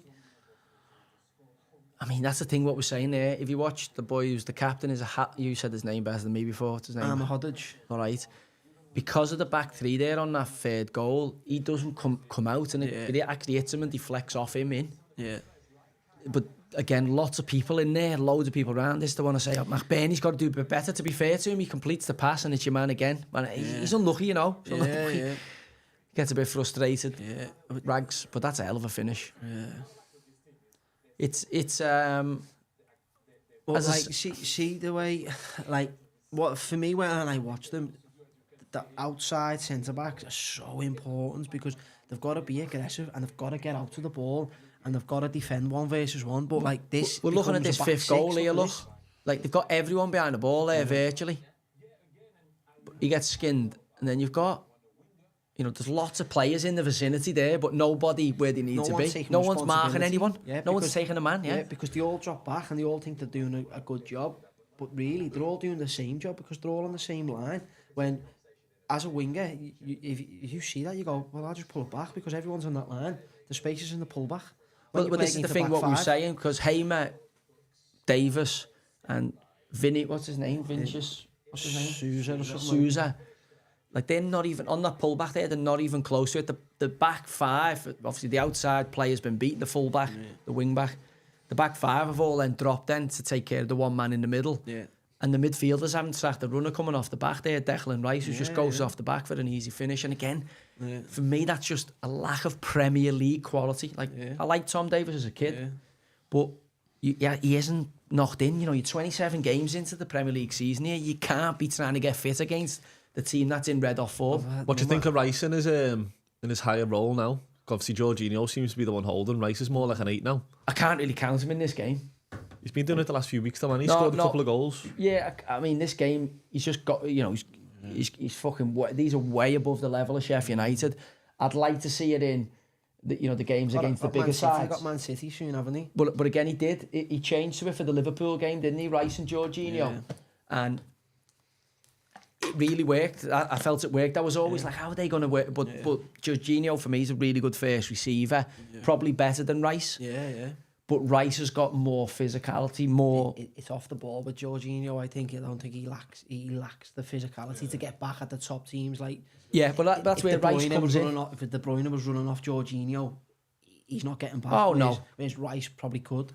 But that's the thing. I think with Rice, he can drive in the box and get you a goal. You know, you need to do it a bit more. Yeah. But again, if you're asking someone to be the first receiver and drive in the box and get it, they can't. And I think knowing Thomas Partey's back, you know, all of a sudden, you know, Rice is a main man in the team, but all of a sudden you're just like, can we find another gear? And I think, you know, if you're looking at Jorginho being there, Rice can just make 5 or 6 runs in each half into the box, knowing that, listen, if anything goes wrong here, he's there to shoot. He's there holding the central corridor. Definitely. So I would like to see Rice bat on and get more, but then when I think about, you know, the England role, he's going to be the older midfielder for England. Because you're going to have, well, that's what I was going to ask. Bellingham and Foden around him. Do you play Rice a bit higher and I wouldn't have it, but Phillips sitting and have Rice and Bellingham going higher? Well, the problem you've got is who you're going to leave out the team for Phillips to sit. I'd have Foden on the left. Foden so on the left. Leave Saka out the team for Phillips?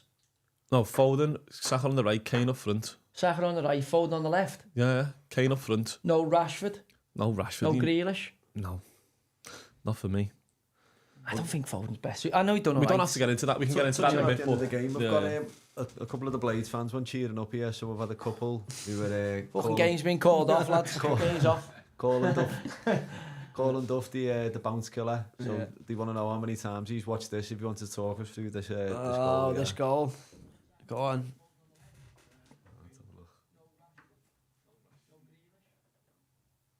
This is when I could move. You're on. We're repeating in the background of that for some reason. Yeah, it's me that.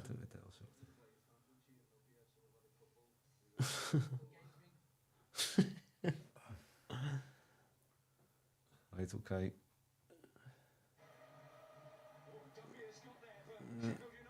Oh, the chop suey. Oh, double chop suey. So where were you? Yeah, full screen now for us, Josh. Where were you here in the table? You both going for promotion? We was above them. This is the first derby in 6 years. And I was sub. I'd just come on. So you're fuming? They just scored. They literally just scored. What, for 1-0? Yeah, no, to make it 2-2. Oh, right. 2-0. You had that chop in the bag, to be fair, lad, didn't you? You did have a great chop. Yeah. That's a great finish, that. But usually I'd look to slide someone in or set someone up. But because I wasn't playing, and the build up to the game, and then I thought, fucking, I'm going to fucking swat this. But if you look at that team, it's like, you know, it was a good team. Big Leon there, little 1-2 with Leon. Bit of pace there. Leon scored 2 that day and set one up, and the game's remembered for my goal. Oh, where's the keeper though? Like he goes past in the opposes your chops that do him. I think your chops. I think I've just swatted it. It's Westwood, isn't it? He was at Man City with us. Like I hate keepers going past the near post, but look how far. I mean, I think if he's on the near post, this is a good angle. If he's on the near post, does he get it? Like a fucking missile. It's a good hit, lad. To be fair, it's a good hit. I mean, I don't want to piss on your chips here, but I think that's a really poor position from the goalie. Not like you'll give a fuck, like, but I'm like, why do keepers come past the near post? I don't get it. I know they narrowed the angle or whatever, but so is this in April, May or something like that near the back end of the season? Fucking hell, they must have been having a go. Stephen Fletcher and Jordan Rhodes in the champ. They had a good team, and it should have been 4-0 at half time, and then they scored to make it 2-1. just before half time and like sort of deflated us a little bit. Then they come out and João scored. Just as I come on, and I was like, when you come on and they score and you think, fucking hell. And the ground was, honestly, it was absolutely erupting. And then obviously I scored straight away and it just killed them off. They haven't recovered since that. No. You haven't? No. Well, I was having a look before, just as we're on here, being to see what he does at half time. Premier League, we've spoke a lot about it. I'll have a look at the champ. And we'll talk a little bit about Scotland and I see the results from the weekend. But if you look at the championship table, there's 12 teams. So we say Rotherham are fucked, Rotherham are down. There's 12 teams from Sheffield up, second bottom, that are separated by, 9 points? Yeah. So from Watford in 44 to Sheffield, there's 9 points between 12 teams at the bottom of the champ, which makes it like... Unbelievable. Like nuts, yeah. And you know how competitive that league is. It's scary. Like even when you're flying and you're top of the league and you go to, whoever's at the bottom of the league, at our time, might have been Rotherham. Like the games, we draw 2-2 away. And it's like, just because of the level and the intensity and the aggression of the league. And the Saturday, Tuesday. Do you know what I mean? It's just relentless, the league. It's a great league if you get momentum and you get on the roll in it. You can't wait for the next one. You literally just go from game to game, just ticking over. It's great when you're playing. If you're sub and the team's winning, you're thinking, fuck, you know. Yeah. Oh, you can't see your way back in the side. Especially if you play for fucking Dicey.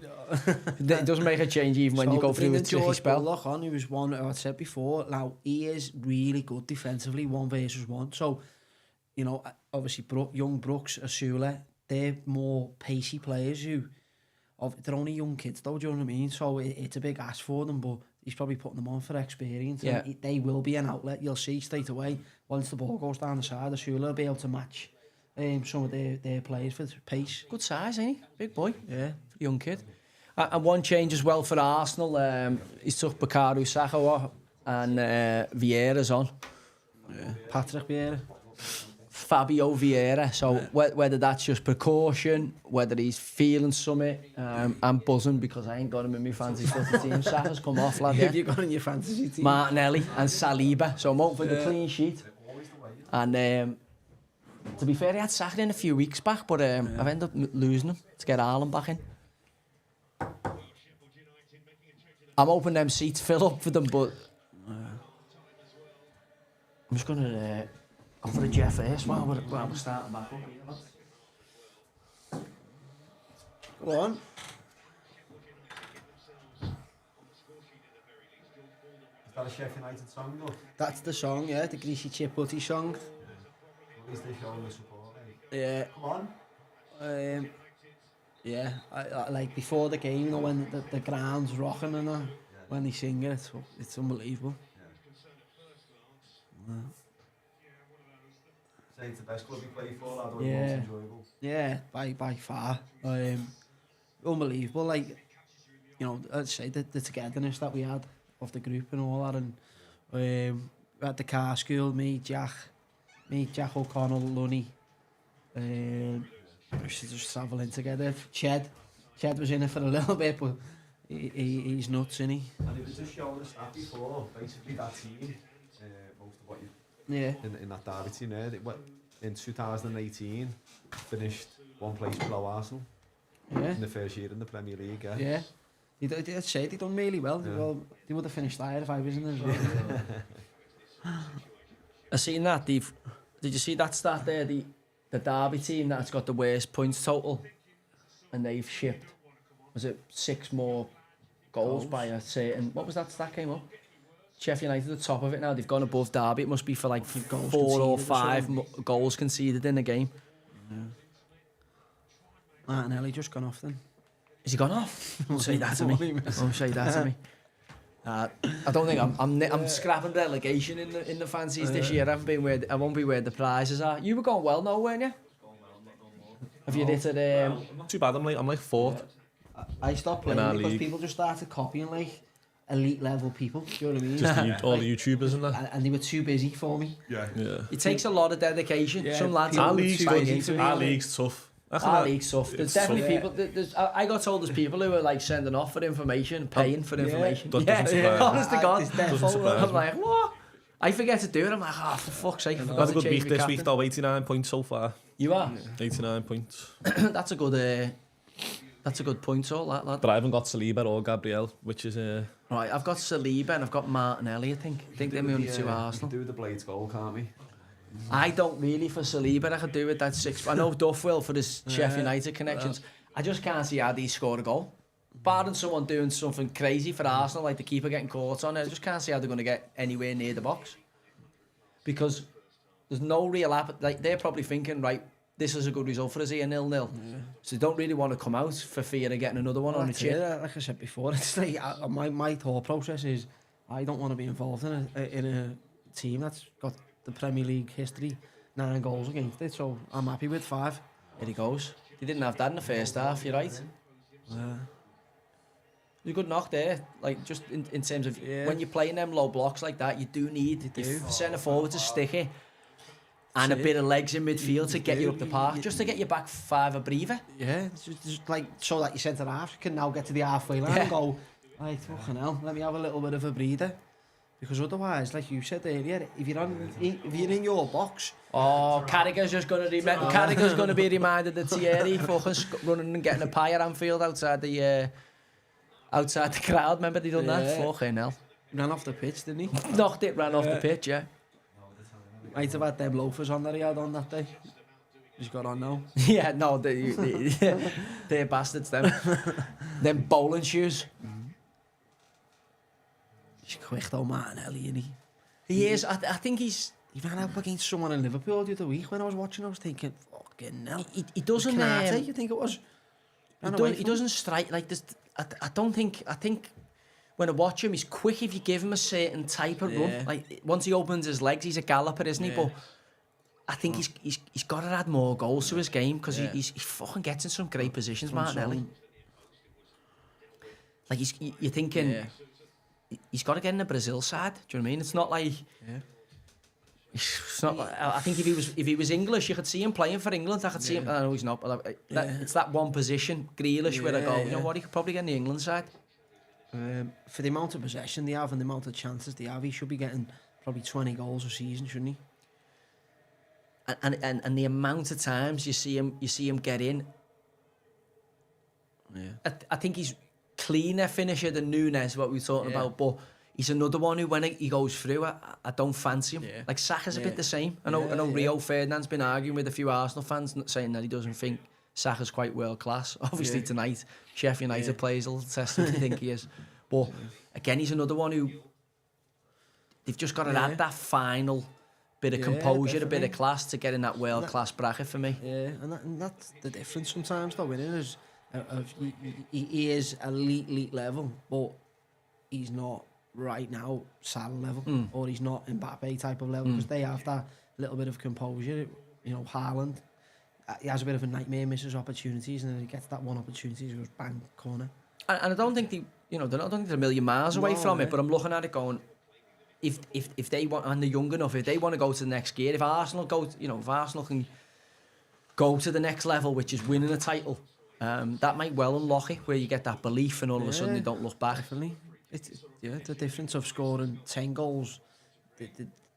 Salah has a bad season, it's probably 20 goals. If you're Gabriel Jesus here and you've left Man City because you're not happy with your game time, and then you go to Arsenal and he's not getting the game time, is he? I thought it was a match made in heaven, them two. Yeah. I think he started really well, but the problem he has is that he plays 4 or 5 games and then he picks up an injury, doesn't he? And then he's out for another 4 or 5 games. There's that little block again. Which is the end? Which is the fans' end here, where they'll sing? What, the defender now? Or the No, what they were defending. So the defending the away end? Yeah, the shooting now into the end that they want to shoot into, the cop. So they've won the toss then, if they've kept that way, you would imagine? Yeah. Not a good start for the keeper, is it? Fucking hell. No. He got concussion in his first game as well, and then missed 2 games after that.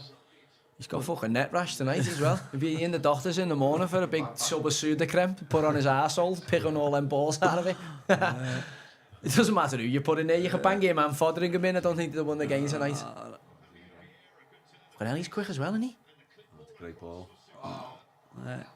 It's my boy. Do you know what I mean? Like they're like a top player for me, a world-class player doesn't try and hit that on his weak foot off balance. He pulls it down and maybe tries to get a shot away.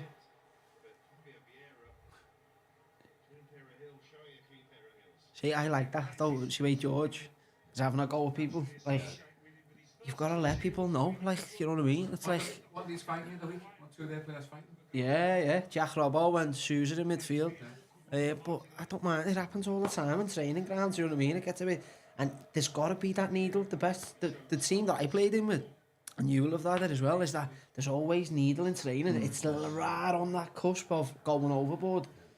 And there was one time where the ball dropped and Jack O'Connell and Flecky went into it and it went in slow motion and they just went boom and the ball just burst and the gaffer was like, hang on a minute, like this is getting like really out of control. But I love it, but just don't go over, because if anyone pulled out, the other one was getting emptied.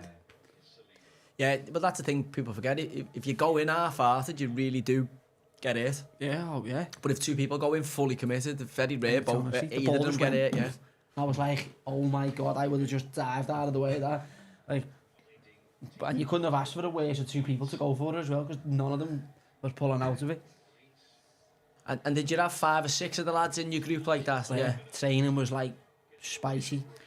And so you had to be, for me it was great because I had to be on full alert all the time, like checking my shoulders, because you don't check your shoulders and you turn into a heavy tackle. Yeah.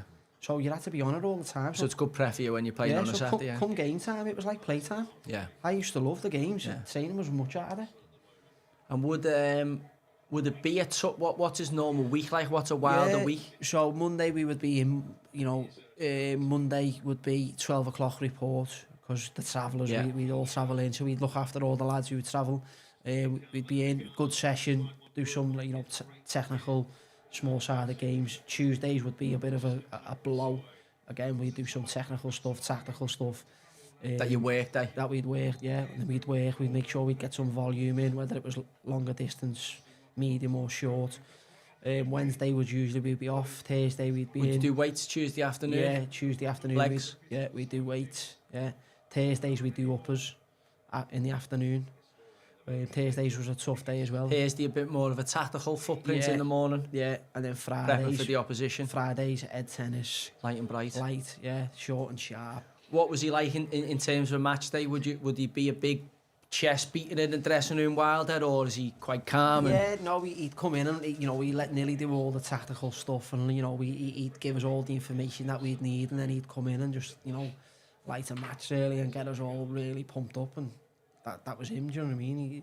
He'd tell you about the passion and where he's been and what he wants from you, and you'd go out there and you'd know exactly what he wanted from you. Would you say he's the best manager you played for? Yeah, definitely. He was brilliant for me, and that was the biggest thing that killed me off really, is because I always wanted to work with him after football, because I had that relationship with him and Nilly.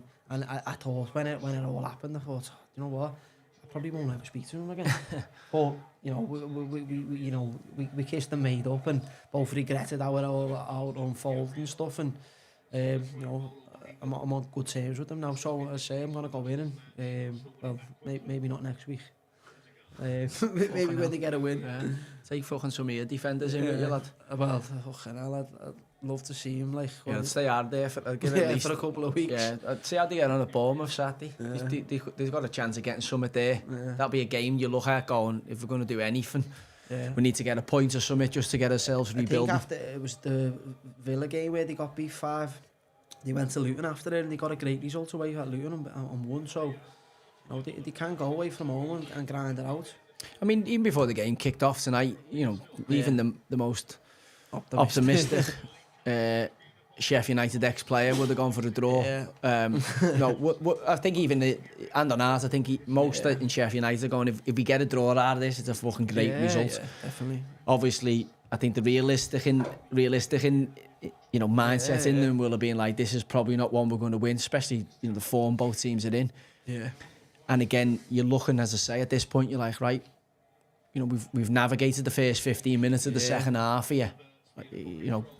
Let's win the next 5. Let's make sure they can't score. Tough shit. Fuck's sake. Fucking hell. Right on There's a cue. left footer as well. Yeah. I'm like, you get through the first 15 minutes, you like little key things in the game, innit? Just like little markers. You do set little markers in the game, you know, first 10 minutes, first 25 after that.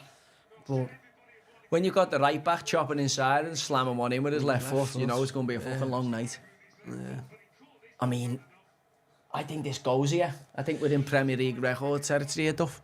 I can't see Arsenal. You've got Jesus to come on. They're going to get stronger. Trossard will want a goal because he fucking knows where the net is. Jesus will want a goal because he'll be like, I need to fucking get myself scoring again. I mean, Smith Rowe's got that's a great strike, you know. It's a hell of a strike that from Ben White.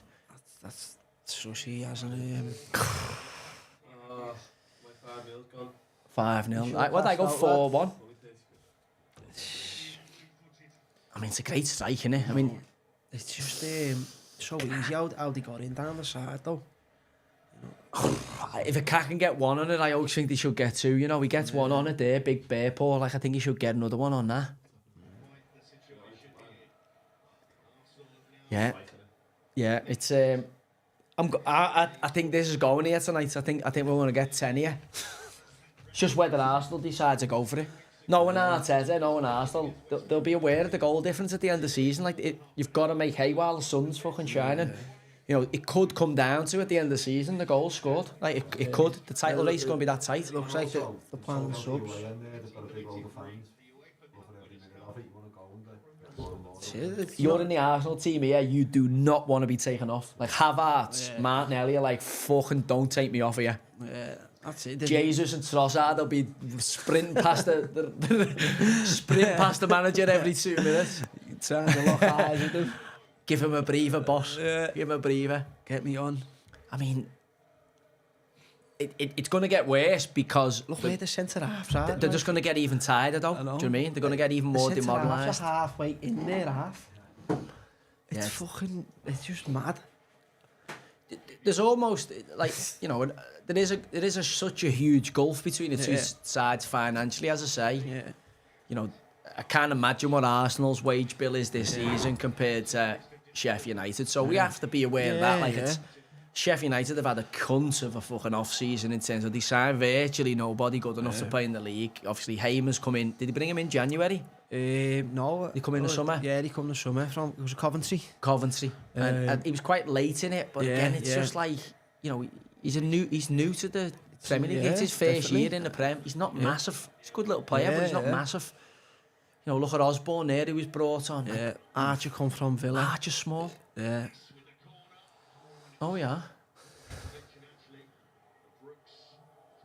Now you got two kids on the park with you as well. I know it's great for them in terms of you know, sampling it, but also, you know, if you're trying to not get a Premier League record, you've just seen the Derby. You know, in terms of you conceded more 5 goals than Derby when they were the shittest team in the league.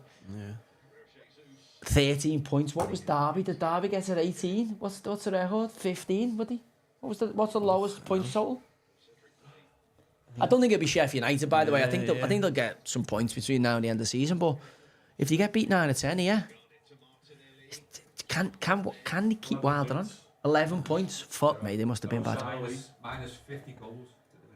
Who? What was Derby? So they got 11 points as the lowest total. Did Sunderland get like a 14 or 15? Theirs was low. Sunderland were terrible one year, weren't they? They're the worst to have seen. Paul Jewell at Derby, was it? 19 points.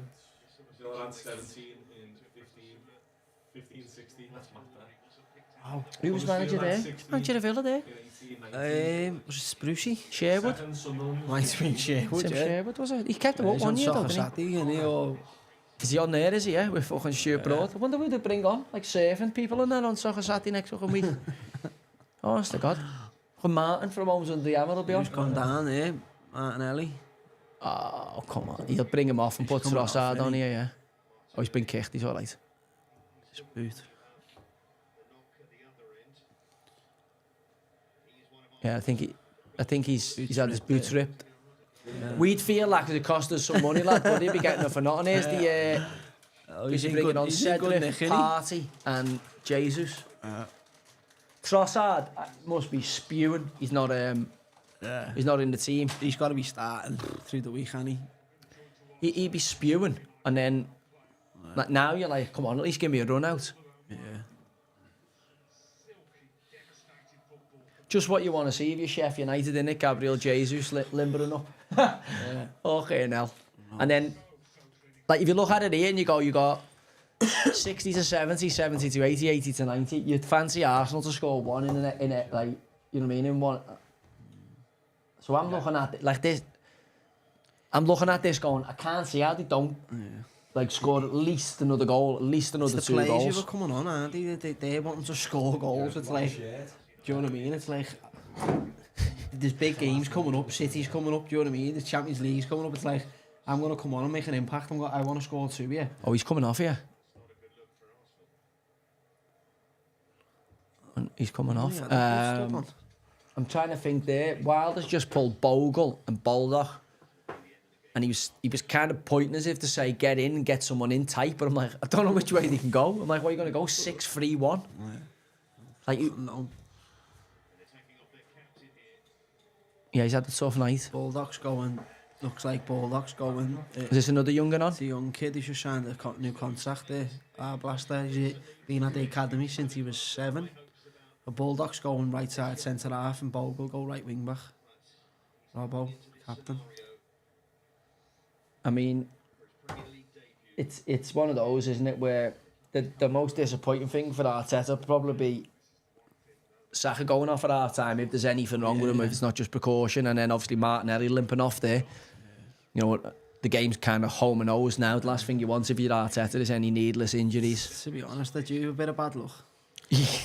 I still think the title's beyond them. I still don't think they'll get to Liverpool and City. I mean, they've made a 3-horse race of it, which I think's great for the league.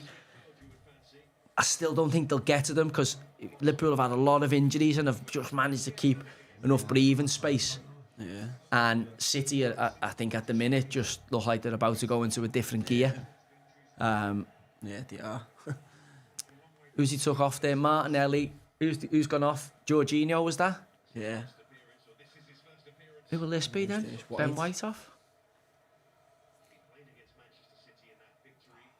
I'd like to see, I know Sheffield United fans won't, but I'd like to see Trossard on. I just fucking really like Trossard. I just think he's got, just always fucking lands on a chance, always wakes his bollocks off. Yeah, always He's good for an looking to make assist or a something goal, happen. isn't he? Yeah, like as that knack of getting a couple of chances every game. Great bit of business from Arsenal to get him from Brighton. He's had a good age as well, wasn't he? I think he's 28. Well, I think what people, and he had the release clause, didn't he? I think what people missed was, if you remember, Arsenal were in heavy for Mudryk. Yeah. Chelsea ended up gazumping them at the last minute.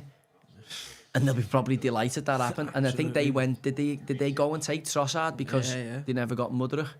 Where, looking at them two now, listen, Mudryk's got time to turn inside out, but Trossard's much more effective than him. Yeah.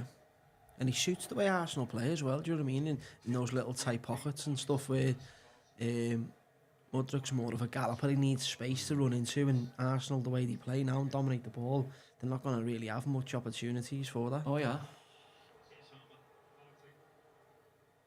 The thing is, when you get the ball back in this situation, you're that fucked. You can't think straight, you've just got lead in the legs, haven't you? Yeah.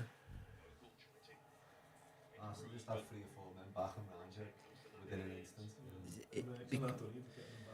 Because they're so big, strong, quick, good versus 1, they just smother you. Do you know what I mean?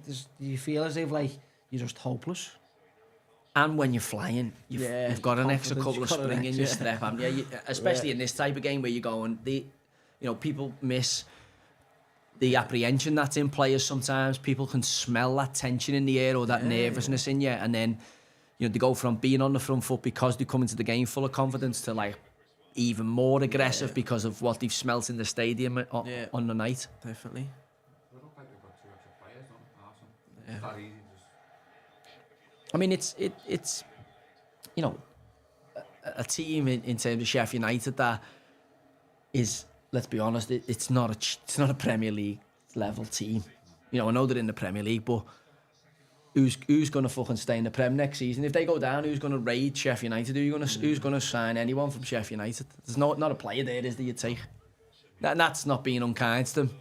You know, they might be all in a bad light at the minute because they're in a tough spell, but like, you're not going, do you know what, he's going to move on. So like, usually in a poor side, you go, he'll nick a move, he's done all right. But there's usually a couple of players, isn't he, where you go, he's had a good season, he's got 10 goals, or the goalie's done well, or the centre-half's done well, but I think collectively, there's no one who can really put their hand up and go, I've had a good season. Who's Premier League quality there? Do you go, do you know what, he'll get a move because he's a fucking good player? There's not. There's literally not a player, and so you're in a league where not a player's good enough. Like, you're going to be out that league. I think 12 of them are out of contract as well next year. 12 of them players they've got in that squad. This is what I'm saying to you. So it might be new owner, and obviously a bit of a rebuild, kind of cultural rebuild. Yeah, I think it probably needs it, doesn't it? I'm trying to think here because we're going to get called in a bit about our England team. Yeah. So I'm trying to think how we would go. You see this team bouncing straight back up if we kept the same players now? Well, 12 of them are out of contract, so I would suggest that quite a few of them won't sign again. But if they kept that team, I think they would have a chance to go back up because they've been there and done it, especially under the gaffer. But was you expecting them to come back up last year? Yeah, like the team that we had wasn't expected to go up. You know. Yeah, I remember finished like a train. Didn't you? Whereas they had the Premier League money, so they'd still bought some players with 20 million for McBurney, 25 million I think it was for Brewster. Berge. Spent about 19, 20 on him. Spent about 20 million on him. So they'd splashed a bit of cash, you know what I mean? So they was expected when they went down to go back up because they still kept all those players.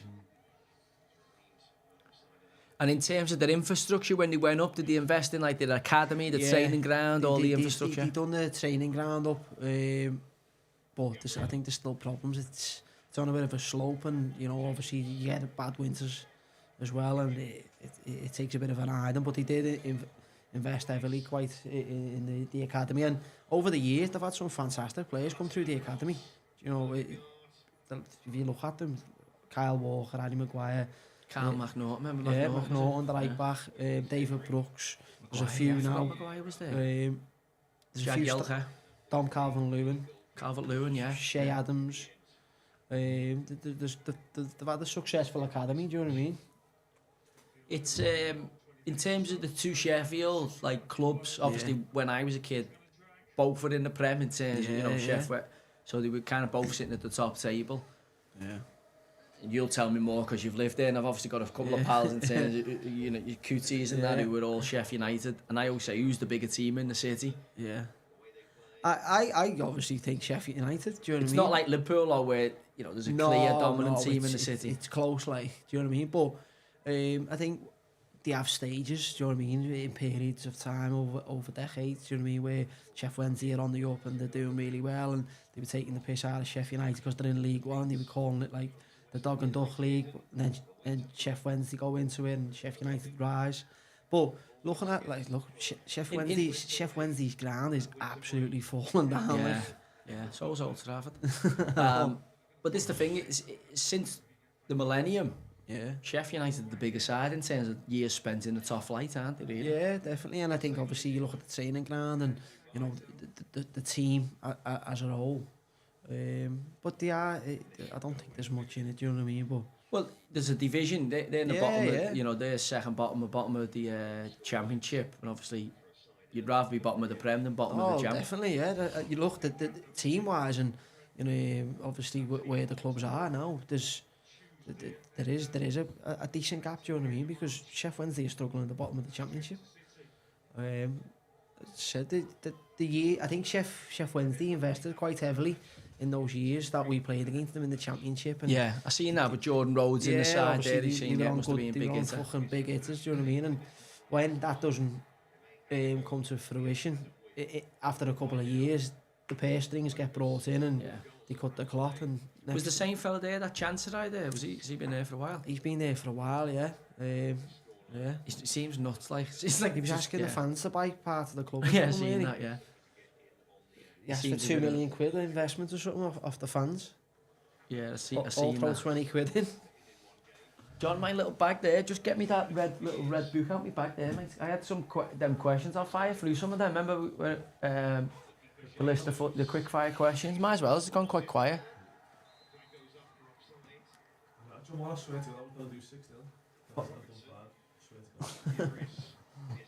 It's hard to go like them massive scores like that in any game because you think it can't be that bad.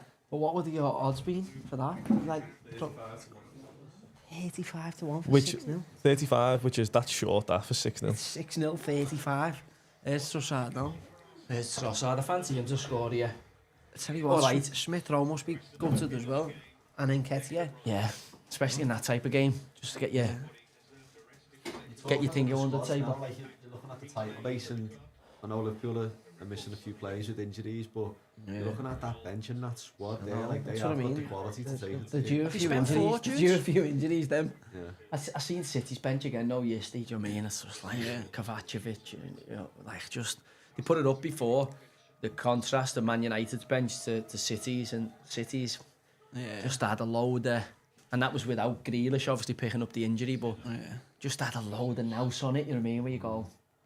And again, Arsenal probably got, I would say they've got a stronger squad than Liverpool. Arsenal squad, Liverpool start 11, I think.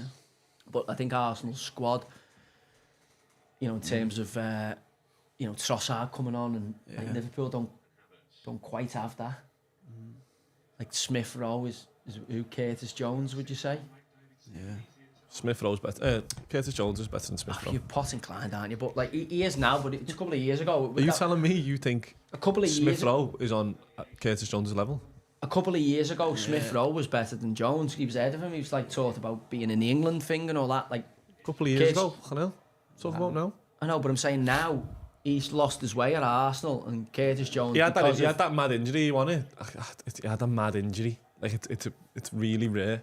I'll find out what it's called. Smith Rowe did, like plantar fascia or something like that. Yeah, that's what it was. Yeah, like really rare. But I'm saying he was doing all right for Arsenal. He was doing really well, but Curtis Jones was twice the player he is now. I think he's benefited from Liverpool's losing the Milner, midfield, Henderson, Fabinho. He's playing, isn't he? Playing getting in a top games, yeah. team. You're playing in any top team and you get game time regularly. You become a really good player. Like I think he'll end up going somewhere like, I don't know, Brighton, Everton, something like that, Aston Villa. Smith Rowe and doing all right. Do you know what I mean? I think he'll maybe. I think he'd suit Brighton. Somewhere like that where I could see him really flourishing. You know what I mean? In terms of a team that suits him, he's a good ball handler. I think if he gets a run of games and you know, I think he can be a good player. Yeah. Nketiah's the same, isn't he? Nketiah. Like I like him, but it's hard because you got to score. You know, Gabriel Jesus can't get a game for Arsenal. Yeah, that's it. Eddie's not going to get a run out. No. He's not. No. All right, some quick fire questions, mate. Yeah. I asked every footy player that comes on, I bang these at them. The best player you've played with? I'm gonna go Jack O'Connell. Jack O'Connell. Yeah, Right. big beast of a man. Unbelievable. 1 versus 1. Technically very, very good, and just someone you'd want in your trenches, would you? Never quite reached the full potential because he of had the injury, didn't he? So he was, look, you know, Tyrone Mings and was at Villa at the time. They got promoted into the playoffs. We went up automatic, and Jack was playing in the Premier League and was really, really good. I think if he left-footed as well. Left-footed, so nice on the ball. Yeah. Probably not. He's not as quick as Tyrone Mings, but he's better 1 versus 1 defender. Big, strong, gets his arms on you. I think he would have got a move to it, like at least the top 6. I thought Everton was sniffing now. Yeah, At one point he would have when been perfect for someone like that. Do you know what I mean? Yeah, I thought he might have nicked the move. I really did, and then obviously got an injury and never ever recovered from it, did he? No, he's had to retire now. So What did he do? He something in his knee. He had like the cartilage. He lost his cartilage in his knee and bone on bone, and he's had all types of surgery on it. He had about 4 surgeries on it. Just unfortunately. What was he? 29, 30 retired there? I think he's not even 30 yet. Oh, I think he's 29 now. Yeah, sad that.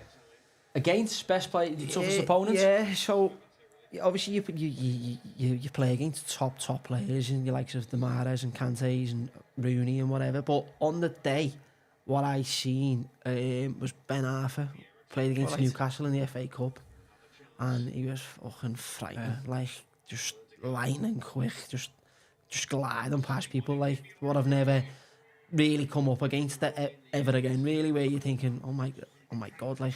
We were talking at the weekend, weren't we, about players, and we were saying about, obviously, like we were talking about you were coming on, talking about players, and we were saying the chop, he had the chop stuff, you know, you had the fucking great chop. He's one who's got a ridiculous chop as well, isn't he? Yeah, definitely. And like you say, like you can go like the Kante's because they've won World Cups and whatever, and unbelievable players. Do you know what I mean? And obviously, he Rooney, a career and whatever. But what I seen on that day, like I was like, oh my god, like he was the most, like I played with that time at Newcastle, seen him score a fucking world class goal at Goodison Park. I was right behind it when he hit it, like no backlift. Mega talented. He was the most talented that the French had ever seen out of Clairefontaine. Like they held him in such high regard, but obviously he struggled with the mental problems and mental side of the game, which was so sad 'cause he was a great lad, but he was a bit moody. As the French always are. I think we just caught we caught him on that day. Was the goal where he runs all? Have you seen that one when he runs all the way he was through? doing that against us. Like he was getting it in his own half, and and I mean, people were trying to take him out, and he was just going, just dropping a shoulder, and he was like bodies just flying past him. And he was like, "What's he doing?" Oh no, he's mega talented, mega talented. Best captain you'd ever played under? I'd have to go Sharpie. Yeah, I'd have to go Billy Sharp. Obviously, promotion out of League One. Led us to just outside the playoffs in the Championship, and then obviously promotion to the Premier League. And you know, he wasn't someone who was really like, you know, aggressive with demands off people, but you know, he led by example, and it was his own club. You know what I mean? He set the tone. He set the tone, yeah. And he was great with the lads. You know what I mean? So yeah, I'd go Sharpie. Best manager, you've answered that. Yeah, Wilder. I mean, you might have already answered this. The best goal you ever scored? Yeah, that one. Obviously Sheffield Wednesday, but I've scored a few decent other ones. Like. Oh, that's a good one, that, mate. The best keeper in terms of either you played with or against, the hardest one you felt to score against? So the best keeper probably played with was probably Dean Henderson. Yeah, full of confidence, like having himself massively. Yeah. But backed it up as well. When he went out there, he was big for you that year, weren't he? Yeah, was big for you, yeah. He just used to make saves. You know what I mean? Where you're like, that's a top save. Do you know what I mean? And presence, he just had and that ego, confidence. Yeah, ego. Yeah, you need it. You need that it position to be, for sure. Yeah. Yeah, to be that. To play against. Anyone you've were like, fucking hate playing against this keeper who can't score past the cunt? There's probably been a few. You have those games, don't you, where you're like, fuck me, but I can't think of anyone off the top of my head. Your hero as a kid, obviously football hero, you know. Steven Gerrard. You're about the fucking fifth best. Anyone said it? Maybe because we had a few scouts. No, like, probably Robbie Fowler when I was really young. I had the Puma Kings and all that when I faced the ball. SPA Kings. Yeah, and then as I got older, fucking Stevie G, mate, was just the man. Yeah, he's iconic, isn't he, for the Reds, for your era, Liverpool fan, any era Liverpool fan, but especially your era. Yeah. Your sporting hero, away from football, is there anyone? Yeah, I'd probably go Tiger Woods. Really. Tiger? Yeah, just, you know, what he had to put up with growing up, and, you know, obviously black people weren't allowed on the golf courses, and he had to fight a lot of, you know, to get into where he got to, and he was just an unbelievable person, what he went on to achieve. And the mindset and winning. Just, and, when you've been in that, you know, in that place where you see what it's got to take to win certain things, and he was churning it out. Oh, good save. Oh my God. Do you know what? Good for Sheffield United here in terms. They've only shit 1 second half. It could have been a massacre this at some point. Look, like I was thinking record score. So fair play to them. Fair play in terms of battening down the hatches. But another chance there. Jesus on the counter. Great save as well, by the way. I think that's a foul. I don't know. He doesn't give a foul for that. There's a picture that's come on here on Twitter. A little video clip in the first half. Blind Sheffield United fans leaving the ground early. He's seen enough. Fucking Great save, that. 5 for dinner, dead or alive. What do you mean? Like you got a dinner party, you're hosting it. Oh, okay. For dead or alive people. Yeah. Anyone, any format. Can't say your bird, otherwise No, you get a fucking 20 absolutely quid in the not. fine No, pot. no. Bill Shankly. Bill Shankly, Yeah. good, alright. Bill Shankly. Elvis. Pedo, yeah, good. Few have said Elvis though, Yeah. a few have said Elvis. I'll probably go Tiger Woods, yeah. Tiger. Who else? Klopp. I'd have Jürgen in there. Big Yergy. Big Jürgen. Who else? I like the way you pick no women here. You don't like women, you're not into women's voices either. The last one. Who would I have? Any comedians, movie, who's your favourite actor or singer? Do you know what? I'd go Denzel. Denzel. Yeah. Alright, that's a good 5, lad. Yeah. Good 5. Denzel. He's my favourite actor. Your favourite band or your favourite music? Tough, cause tough, but Probably Oasis, really. Oasis, good. Yeah, like Good. Oasis. See, that's killed about 12, 13 minutes there. Everyone always says the Beatles or whatever because The we're from Beatles. Liverpool. Obviously great, but I like Oasis. Yeah, Oasis for our generation, certainly. Yeah. Growing up in football, it was staples in the dressing room, weren't it? Yeah. Who was in charge of the music at Sheffield? Yeah. I think it was one of those where they just put put three songs in each and it just all comes together really. But the gaff used to fucking hammer it. Yeah. So you all select a few tunes and then it just goes on random. It just goes on random. Do you know what I Whoever's mean? comes out. Yeah.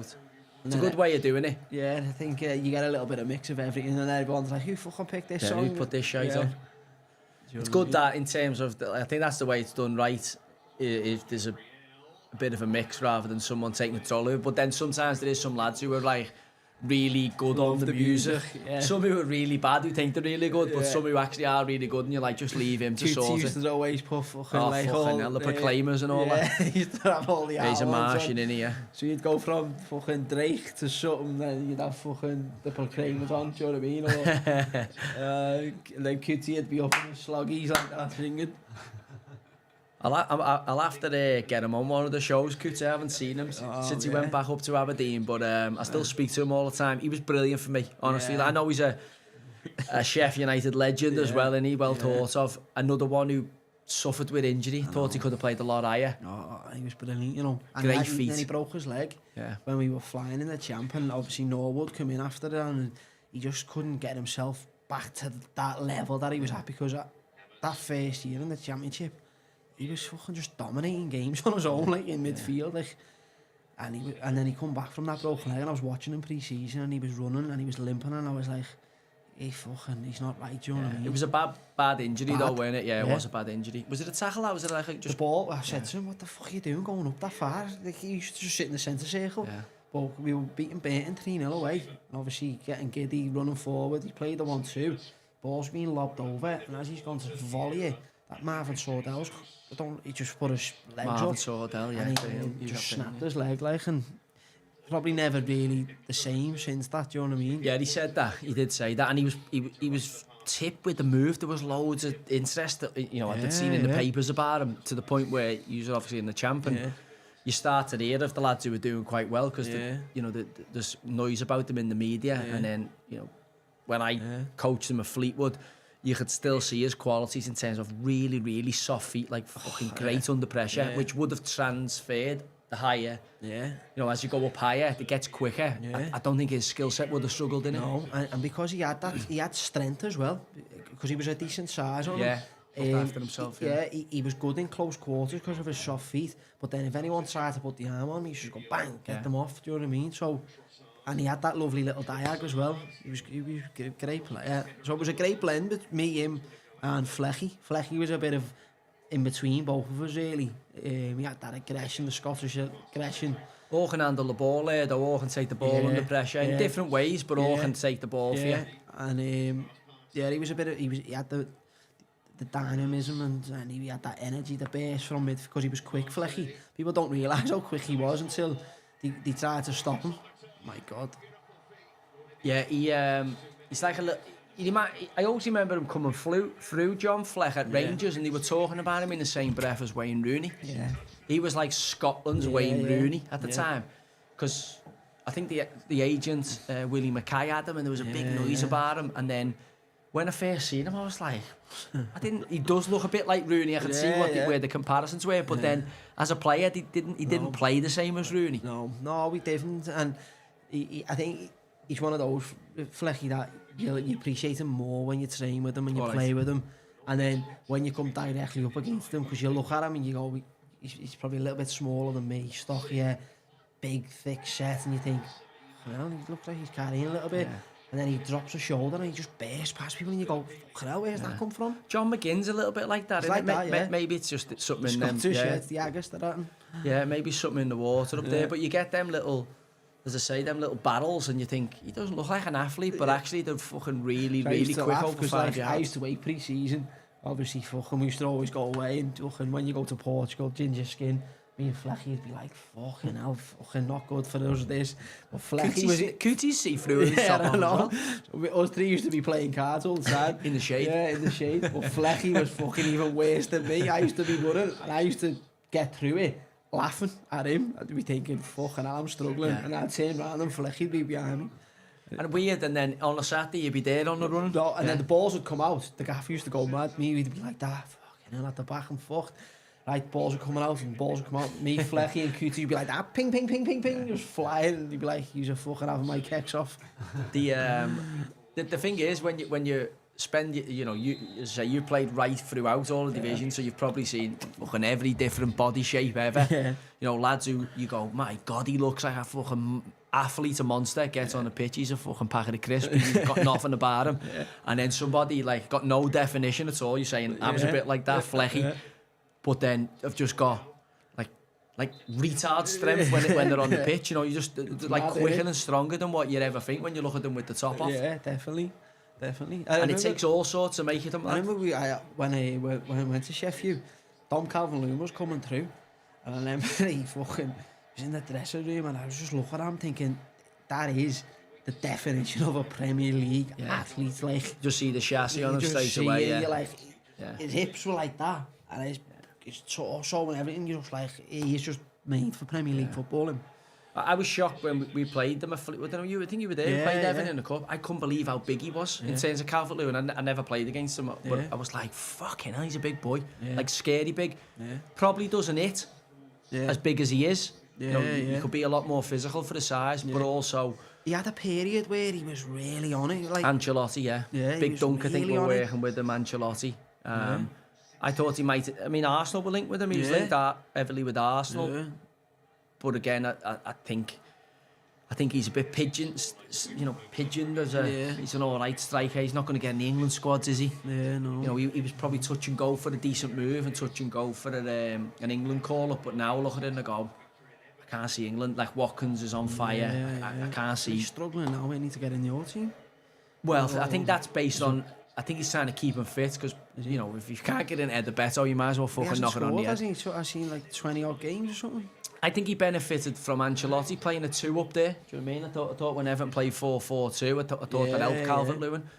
You couldn't play him and Beto up top. I think he tried that a few weeks back in the home game, and I think they were abysmal.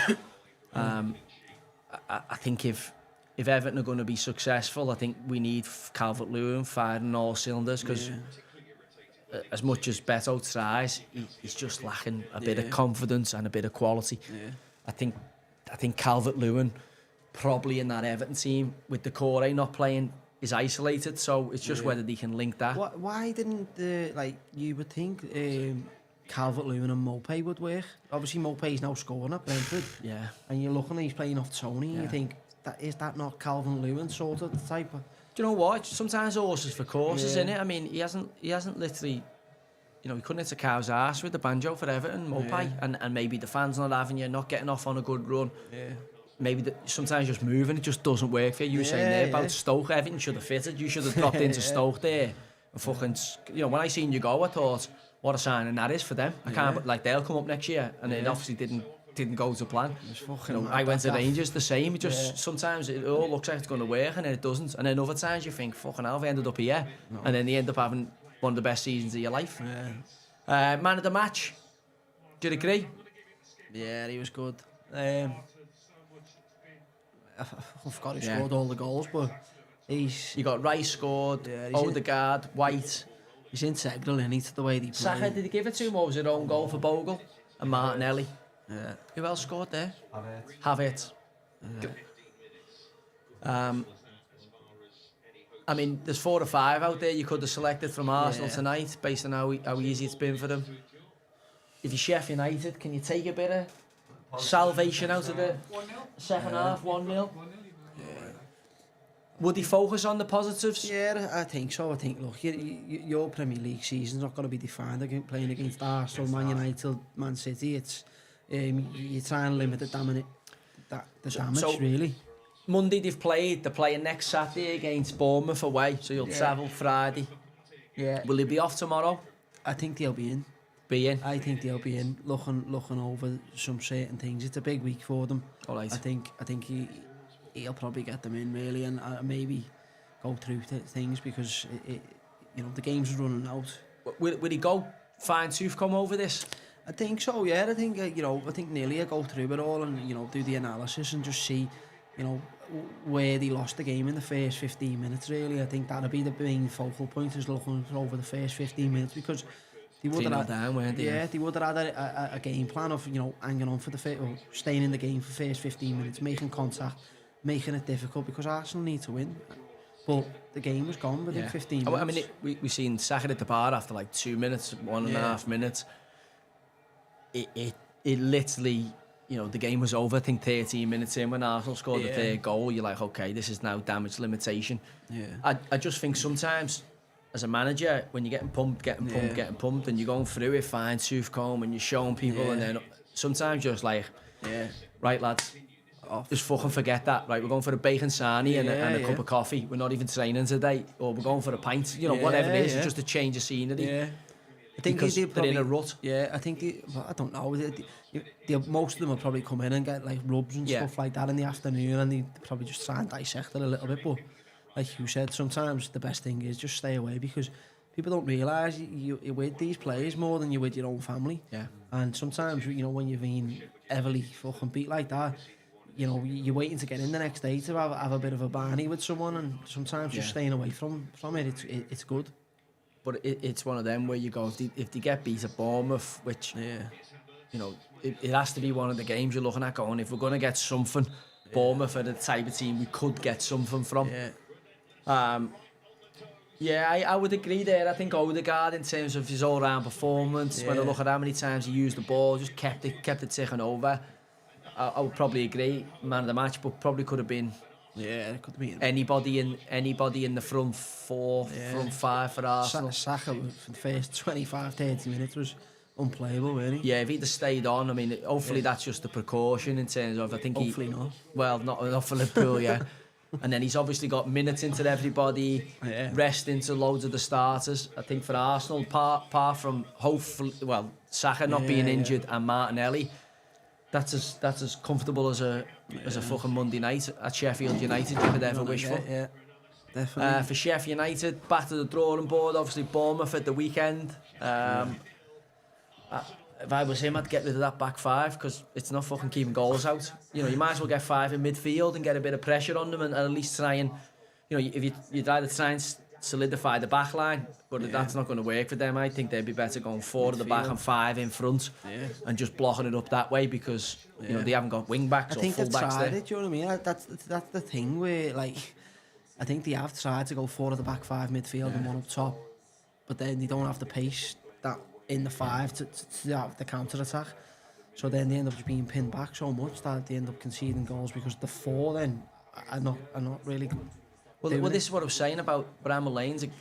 you want to shorten that at the start of the season to make it like Kenilworth Road, to give yourself with no pace a chance, and they actually haven't recruited anything for it, and then you've still got a fucking big pitch. I know. It's I know, like, that's it. Like your whole ground could be your fortress. You know, Goodison will look at it tight as fuck. If Everton were on a big pitch now, they'd be all over the gaff. That's it. Sometimes when you said they're short on the pitch, you'll play one time at a stadium, you go, the fucking pitch is sound here, it's nice and big. And then you get promoted and you go in and the pitch has been brought in fucking 10 yards and you're like, what the fuck's happened here? You got to use everything you can to get There's it. grass everywhere on the side of the pitch and it's like that, being brought in. We'll fire out some questions, get on the chat room, see if anyone wants any questions. I just want to speak about the week coming up. Obviously, there's City play Copenhagen in the Champions League. Expect them to get through from there. I think on Wednesday we've got like a weird championship fixture list, etc. But Wednesday you've got City, Real Madrid, Leipzig. Liverpool play Thursday. Liverpool on Thursday. Who've you got Sparta Thursday? Prague. Oh, right. Home or away? Slavia Prague. Slavia Prague. Oh, that's a great trip, innit? If you're on the lads going again there, Prague. Oh, fucking happy days, that, for an away trip. What a time to be a Liverpool fan. I know, yeah. Scoring late winners everywhere. And then a trip to Prague during the week. And then at the weekend, at Anfield, the big one. Liverpool City. These three are playing each other, aren't they? Liverpool, City, Arsenal. Arsenal. Do you think Villa have still got a chance? Only 6 points off. Villa aren't 6 points off.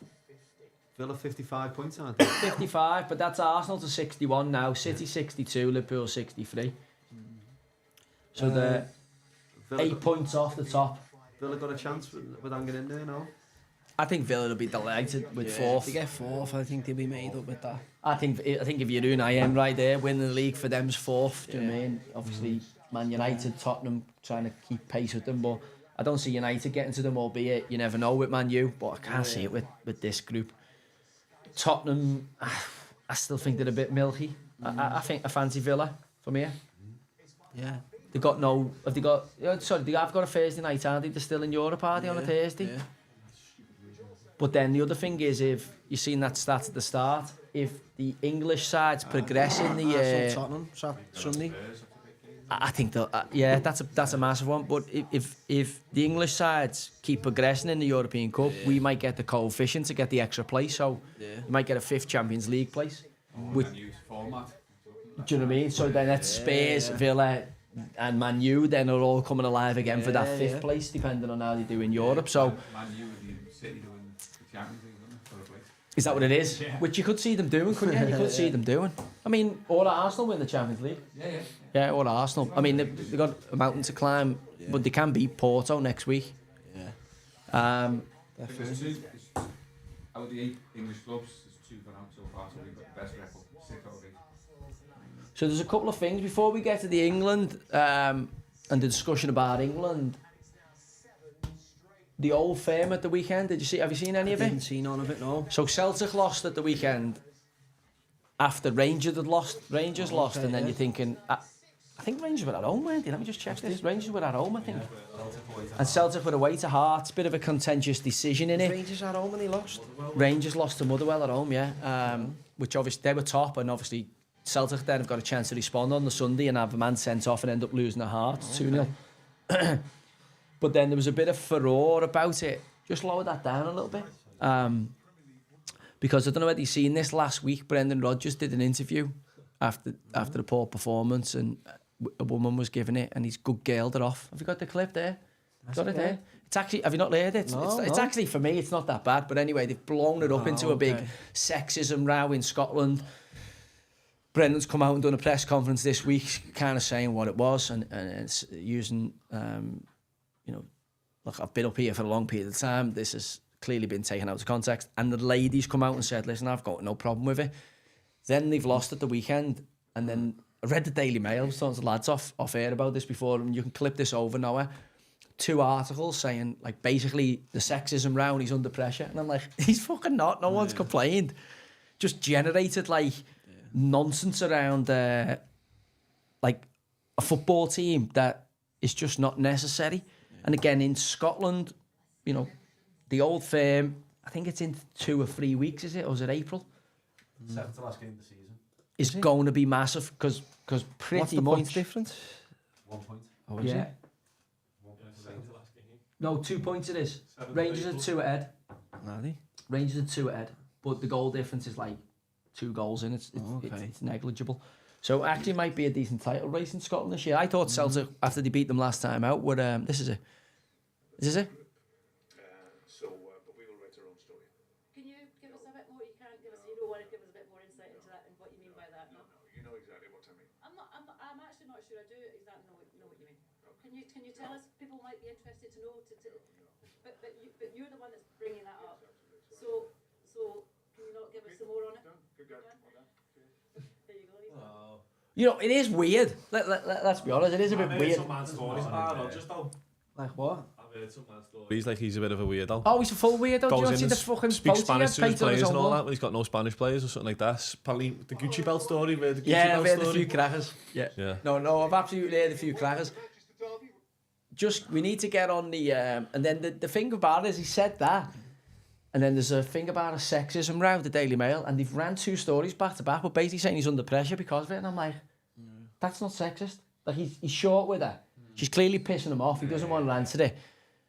And it's a flippant comment, but like, that's not a misogynistic or a sexist comment. Anyway, fuck Scotland. Tin Pot League. The other one is, this weekend, we're going to see someone called Singh. What's his first name?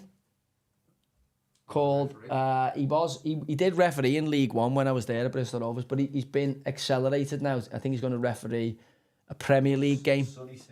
Sonny Singh is going to referee a Premier League game for the first time since his dad. Did his dad do a Premier League game? His first ref to do one with a turban or something. First South Asian to referee a Premier League game. British South Asian. It's not really anything I want to ask you there because they'll only even put you in the shit asking you what you think of it. You'll obviously... I think it's good. I think it's good to, if they're good enough. I don't think... That's the main thing, innit? At the end of the day, you've got to be good enough to be in that position, so... Oh, listen, they've 100% accelerated them on. Like, you know, as I say, there was a study, and I'll have to get Noah to clip this up when we put this clip out. There was a study done, and I'll send you it, that said actually people now are disincentivized in terms of working hard. There's a study done basically saying people have realised no point working hard anymore. Yeah. And I think this is due to this woke DEI agenda where you go, it doesn't matter what the fuck I do because that they tick the right box for them to get the job. So whether I'm the best person for the job, whether I work my bollocks off or not, they're going to get a chance because now minorities are forced into positions not on ability, based on ticking the boxes and getting in it. And it looks like your man Singh is another prime driver of that. Obviously, we had earlier on in the season, we had a woman referee and that nonsense that was going on to try and fucking blow the tyres up there. And we had, I think, the guy who we had a few times, and I got to know him quite well at Bristol, who was the black referee who went in. Just pull me his name out for a sec. What's his name? He's actually all right. He's a good lad. Is he good enough to referee in a Prem? I wouldn't have thought so. He might be in time. Sam Allison, yeah. He's actually sound. He was okay at League One.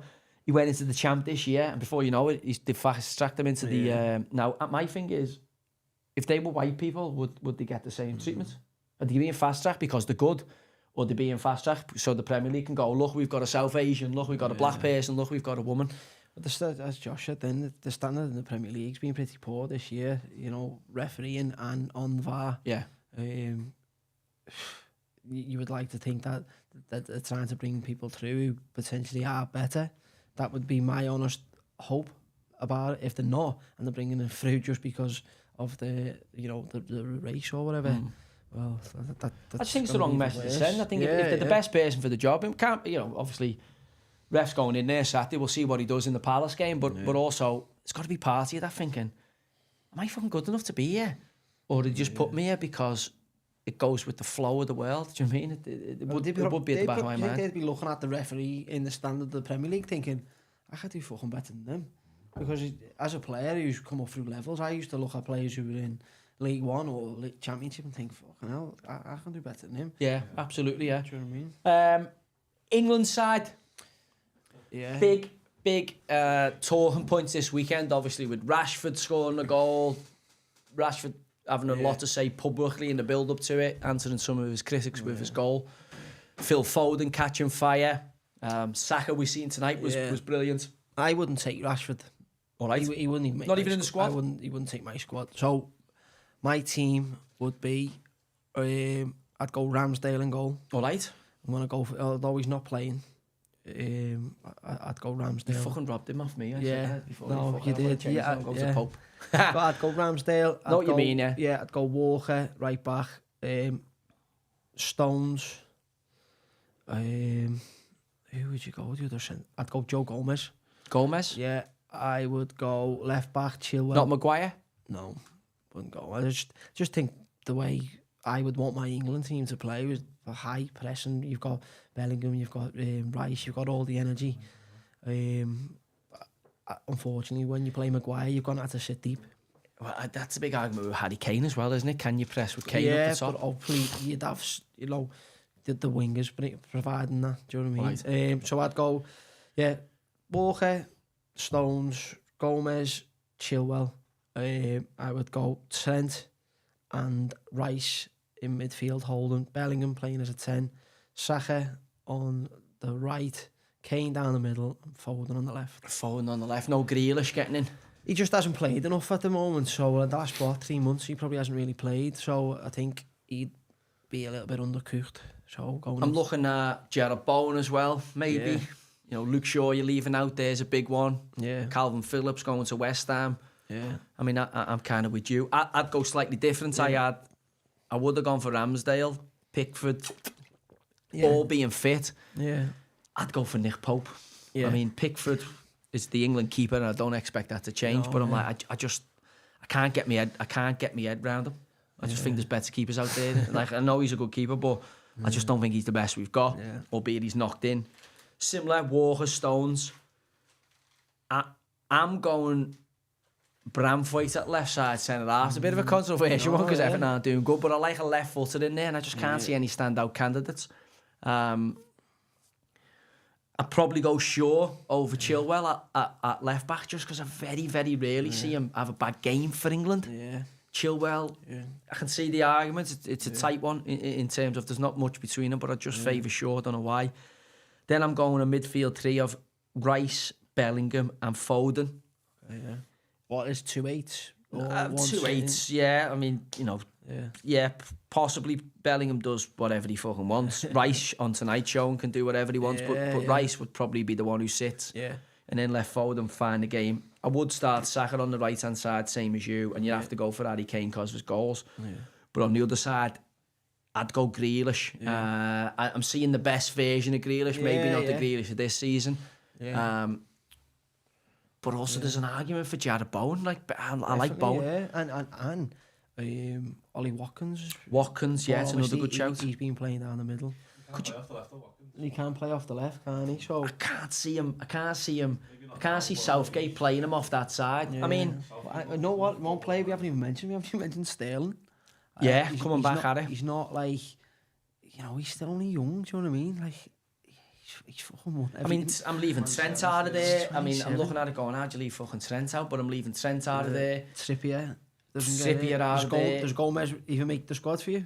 I think he's done a lot better this year. I think he's done a lot better. Possibly getting the squad. I'd put him in the squad ahead of Harry Maguire, for sure. This season he's played like he can right play, back, he can do all the back four. What I about can see that. No mention to James Maddison? Maddison, you could see Maddison getting in the squad. I don't think he's going to be a starting player in that. And a couple of comments Rashford, as well. If I'm honest, I'd take for the Rashford. left, Anthony Gordon, who's having a really, really good season. Do you know what? That's not a bad shout. Yeah. I think Grealish's lack of form, yeah, and Gordon's form could bring Gordon into the especially equation. the way Harry Kane plays and he drops in. You do need that penetration from the wide players. So And the fact that he's coming off being the best player at the under-21s tournament last summer, full of confidence, he's kept that momentum going. Definitely. Newcastle haven't fired on all cylinders this season, but Gordon's probably been a shining light up there. Southgate doesn't pick on form or anything like that, does he? He likes his squad. Jordan if he did Henderson will probably play. Jordan Henderson, that's what I was going to say. Milner's in the Hendo will team. probably come in and start. Maguire will come back in and start. You'll have Hendo, Rice and Phillips. in midfield. It's just like, I know. I'm trying to think of anyone else in there in terms of like just form where you go, fuck me, he could make a, he can make Tony because of his penalty taking ability. I would have him in a squad, but then you know Watkins is, you know, he's got 16 goals and 10 assists or something like that. Has he 9 assists? Would Rashford make it for you, the squad? Do you know why I would get him in there? Because that goal he scores yesterday and his pace, and I just go, do you know what? I'm not starting him. I'm with you. Yeah. I just don't. I think to fucking leave him at home. I think he has got match winning ability. When I think back to Man United struggling and seeing them go and fucking have a great game in the Parc des Princes against PSG, I thought, you know, the other day he's not in the best vein of form. Scores a worldie. Could have a hat-trick on another day if his mind was, you know, maybe a bit more confident. You know, do I think Man United's a great culture? I think it toxically pulls everyone down. So, you know, and I think because he's a Manchester lad and he's got that new contract, I think there's a bit more pressure on him than the other ones. Yeah. But then last shout in the England team, Ross Barkley. I said to Joe, I personally think he should go. I think he's played as well as anyone in the midfield in the Premier League this year. Like, what he's doing for Luton is unbelievable. What I've watched of him. Obviously, you would have seen him more at Everton, so I didn't know he had that type of ability. What he's doing, he's playing like a, you know, got into that deeper role, and he's playing like a continental. Like he played against Caicedo and Enzo the other day, £200 million worth of midfield, and he ran the game. Yeah. It's like, he's always had quality, Ross. I think he's always, it's just been a case of he went to Chelsea, didn't he, and never got like a regular run. And as I say, clubs like that, then big clubs, you've got to hit the ground running. Otherwise, it makes it really, really difficult because you know there's another fucking superstar international waiting to take your jersey. But I think he's had a phenomenal season this year. I mean, I'm kind of gutted Everton never took him back. He was on the open market for a bit. He was when we were in Portugal. He was training. He was going to train with us at Bristol Rovers because he couldn't get a club. He would and certainly make Everton's midfield better. I just felt with Everton's budget problems, I just thought surely it's a no-brainer. I mean, he would have been brilliant for Everton. One player's just come to me. Cole Palmer, yeah, Would you that's a great take shout, him? yeah. Couple have dropped in. He's he'll force his way in, I think. Palmer, Colwill, Ben White.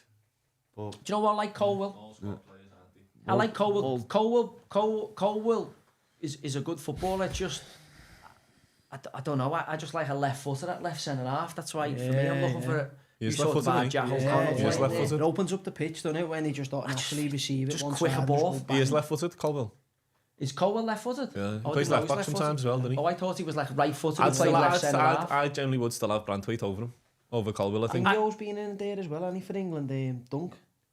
Lewis Dunk, Lewis yeah. Dunk, yeah. Yeah, he was in the last squad, yeah. And he's done well. He's done well for Brighton, to be fair to him. He has done well for Brighton. Ben White's had a great season, but just right back, just Right back. chance for He Reece fucked him James off though, didn't he? Last time, didn't he fuck him off out the squad because he was a bit Walker's in awkward. it. So I can't. It's Walker's slot in it. And then you've got James, Reece James. I like Trent in midfield, Trent Rice and Bellingham as the 10, folding off the left. That's Do probably you know the if best shout that you said before. England should, if you know, you could play wing backs really. You could play like what you played at Sheffield, where you're a 3-4-1-2. Yeah. Do you know what I mean? You've got to build a team for me around Bellingham and Phil Foden. Yeah. Like when I look at it, I go, my God, we've actually got 2 world-class players. Now, there's going to be arguments over Rice, Saka, a few others, but you know, I genuinely believe for the next 4 to 5 years, they're going to be at least one of them is going to be in the conversation to be who's the best player in the world, or top 5 in the world in position. I think Bellingham's.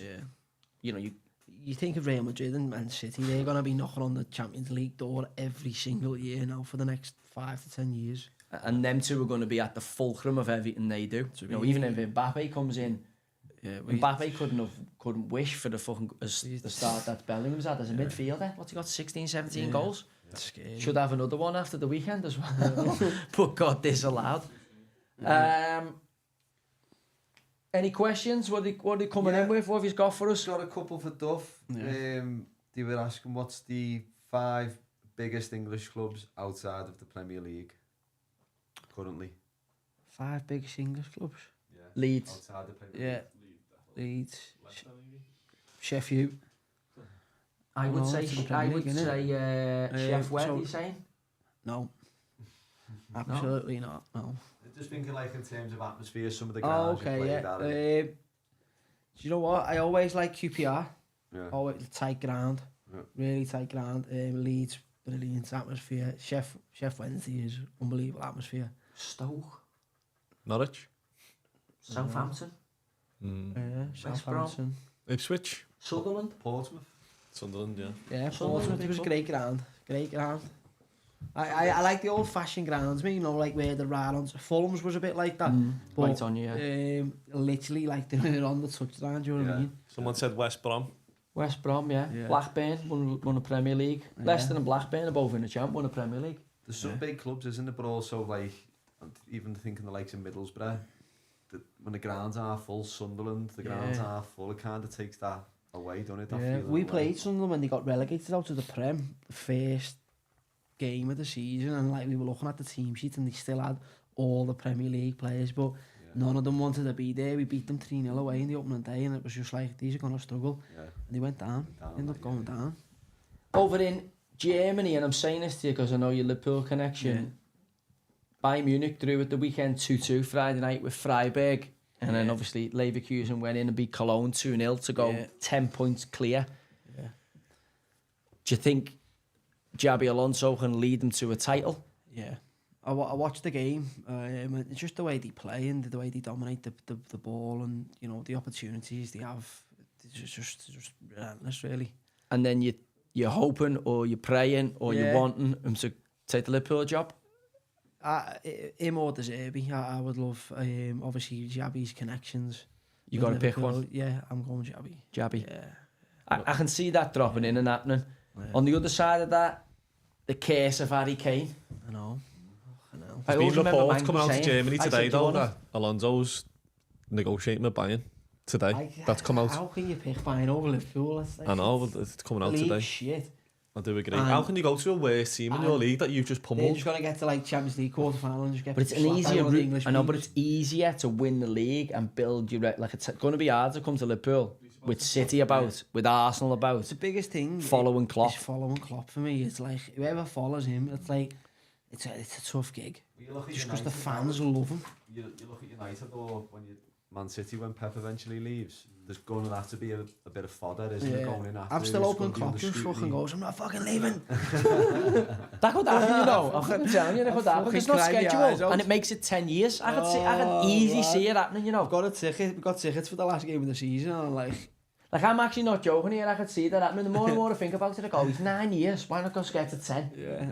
Real Madrid job's not on the table for you this year. Yeah. You know, Ancelotti signed an extension.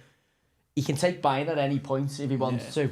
If Alonso stays there, I think he might just turn around and go, especially if they win the league or the fucking, you know, a European mate. trophy, he might just I go, would "Not fucking love leaving." that. I could see it happening, and he completed 10 years, and then obviously, I mean, I could also not see it happening, but stranger things have happened. Stranger things have happened. The problem you've got is how long you were in the wilderness trying to find Klopp Yeah. after your last really good manager was Dalglish, weren't he, in terms of winning a title. Could Liverpool enter another spell where, you know, I think if they get Xabi or De Zerbi, I think they're in good hands there. I think, you know, they're really top level coaches. The way they play, the way the teams are set up, the way they just the way they see the game, really. I think when But- Dalglish left, the squad was pretty old. it was, but also Xabi Alonso's only 70 odd games into his managerial career. Like De Zerbi No, isn't but a I'm bit more saying- experience as a coach, but actually hasn't really. You know, Brighton looked like they got beat 3-0 by Fulham at the weekend. Looked like they've been figured out. Yeah, and it's different managing a Brighton to a Liverpool. Do you know what I mean? The expectation to win games of football, draws aren't enough. Well, that was the thing when you took Klopp. It was kind of like you sort of fucked about for years, and then you finally took someone who you were like, right, this is a fucking one of the up and coming managers in the world, and he's done a phenomenal job in terms of the 9-year cycle. So to go for a young talented manager, for me, it's, you know, it will be a risk. You know, managing Liverpool to managing Bayern Leverkusen is a completely. Can you think of different any entity. managers that have come in after a manager's been pretty successful at a club or disloved like Klopp and actually done well? Because it always seems to go the opposite way, where they come in and No, you they had can your never live bankers, up. didn't you? Followed somebody at Bayern Munich and they were all thinking, and they got better. but again, I'm just saying, like, in terms of, like, you just think about Man United when Fergie left, never been the same again. You know, Arsenal since Wenger left, not been the same. Like, it's taking, you know, might be back on the thing with now or Arteta, but good manager doesn't necessarily follow good. You get better. Like, players sometimes can do that, but managers are tougher to find. But also, you got to think: is Van Dijk gonna stay? Is Salah gonna stay? The Saudis will probably be back in for him for another 200 million. I'd sell him. I know.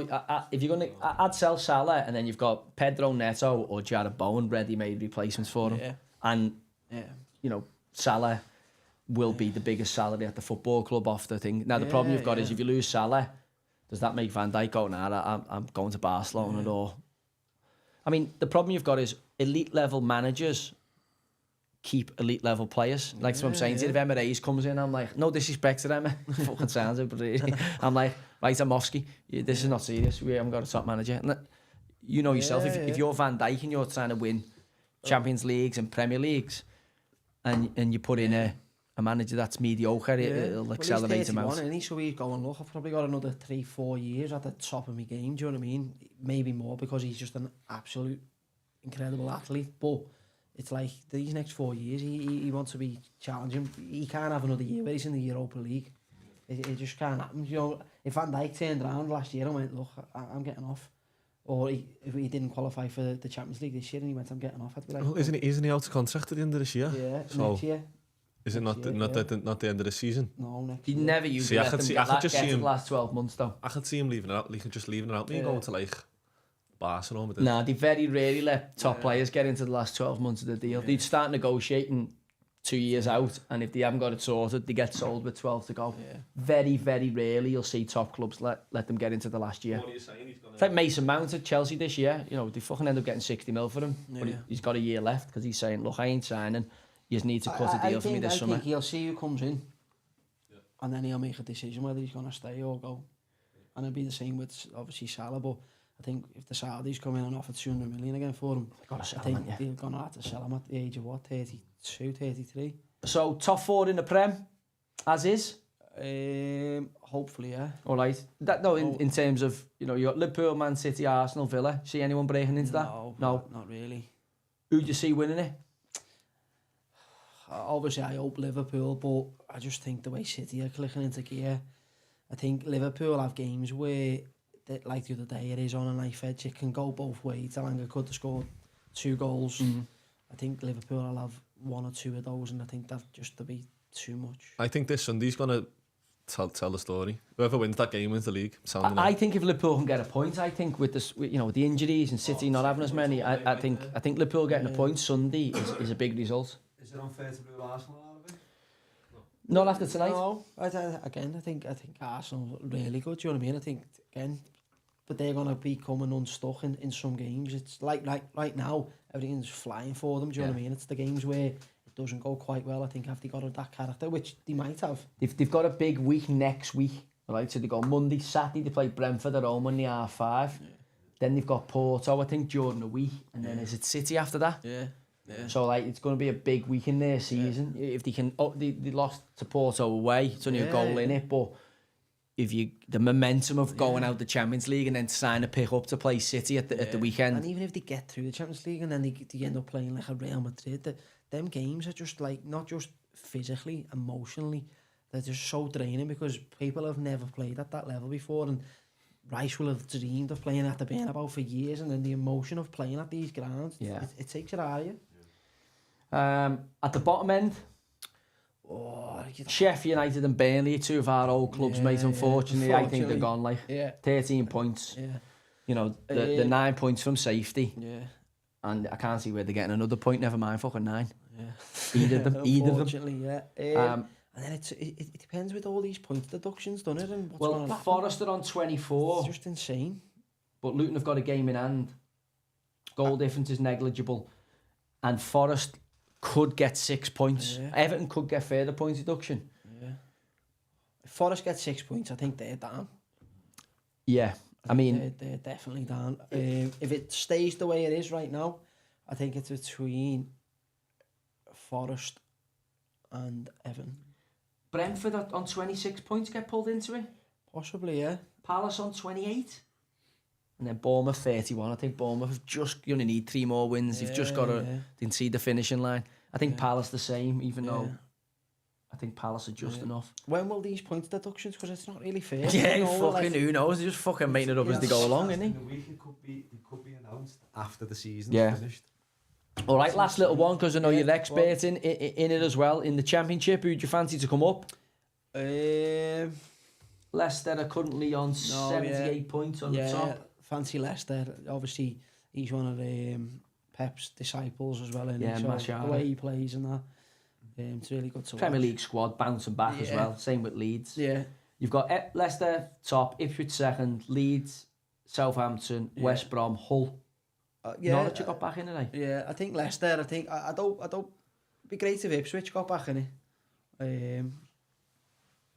You know, they've been out of the Premier League for a long time, haven't they? And they won't have the budget of Back to backs as well. Yeah, they won't have the budget. They've only lost 4 this year. They've lost the least amount of games in the league, Ipswich. Everyone else has lost. The next one to them 6, which is Leeds. They've drawn a few more. I fancy Leicester, and I just fancy Leeds. And then I fancy the playoffs. Then who gives that's a lottery. But like whoever goes in there, I wouldn't say it'd be the third team. Listen, I don't want to ever call them playoffs. Down the bottom of the champ, just to finish off, Rotherham and 19 points for me, a cut adrift. Sheffield Wednesday, you fancy them to go? Them to go, yeah. And then you've got Stoke, as I say, Stoke, Huddersfield, Birmingham, QPR, Millwall, Blackburn, Plymouth, Swansea, Middlesbrough, Bristol City. Fucking, and there's between them, there's 6 points between all of them. I mean, some big clubs there. You know, Stoke, that's a big club. Huddersfield have been in the Prem. Birmingham been in the Prem. QPR been in the Prem. So you want them to stay up, but the club's been in turmoil for years. Yeah, they're I just I can't believe how congested the bottom end of that Championship table is. 9 points from 22nd. You just need to win 2 games on the spin, and that's it. It's insane. All right. And 2 games. And obviously the most important one over in the Barclays Women's Super League, you got City. Who gives a fuck about them? Right, that's us done. Want to thank Duff for coming in. No worries, Joe. Thanks a lot, mate. Really enjoyed that. As I say, thanks for joining us on the Common Sense watch along with me, Joey Barton, and obviously my guest tonight, the wonderful legend of Sheffield United, Mark Duffy. Cheers, mate. Joe. Thank you. Cheers, mate. Thank you. Ta.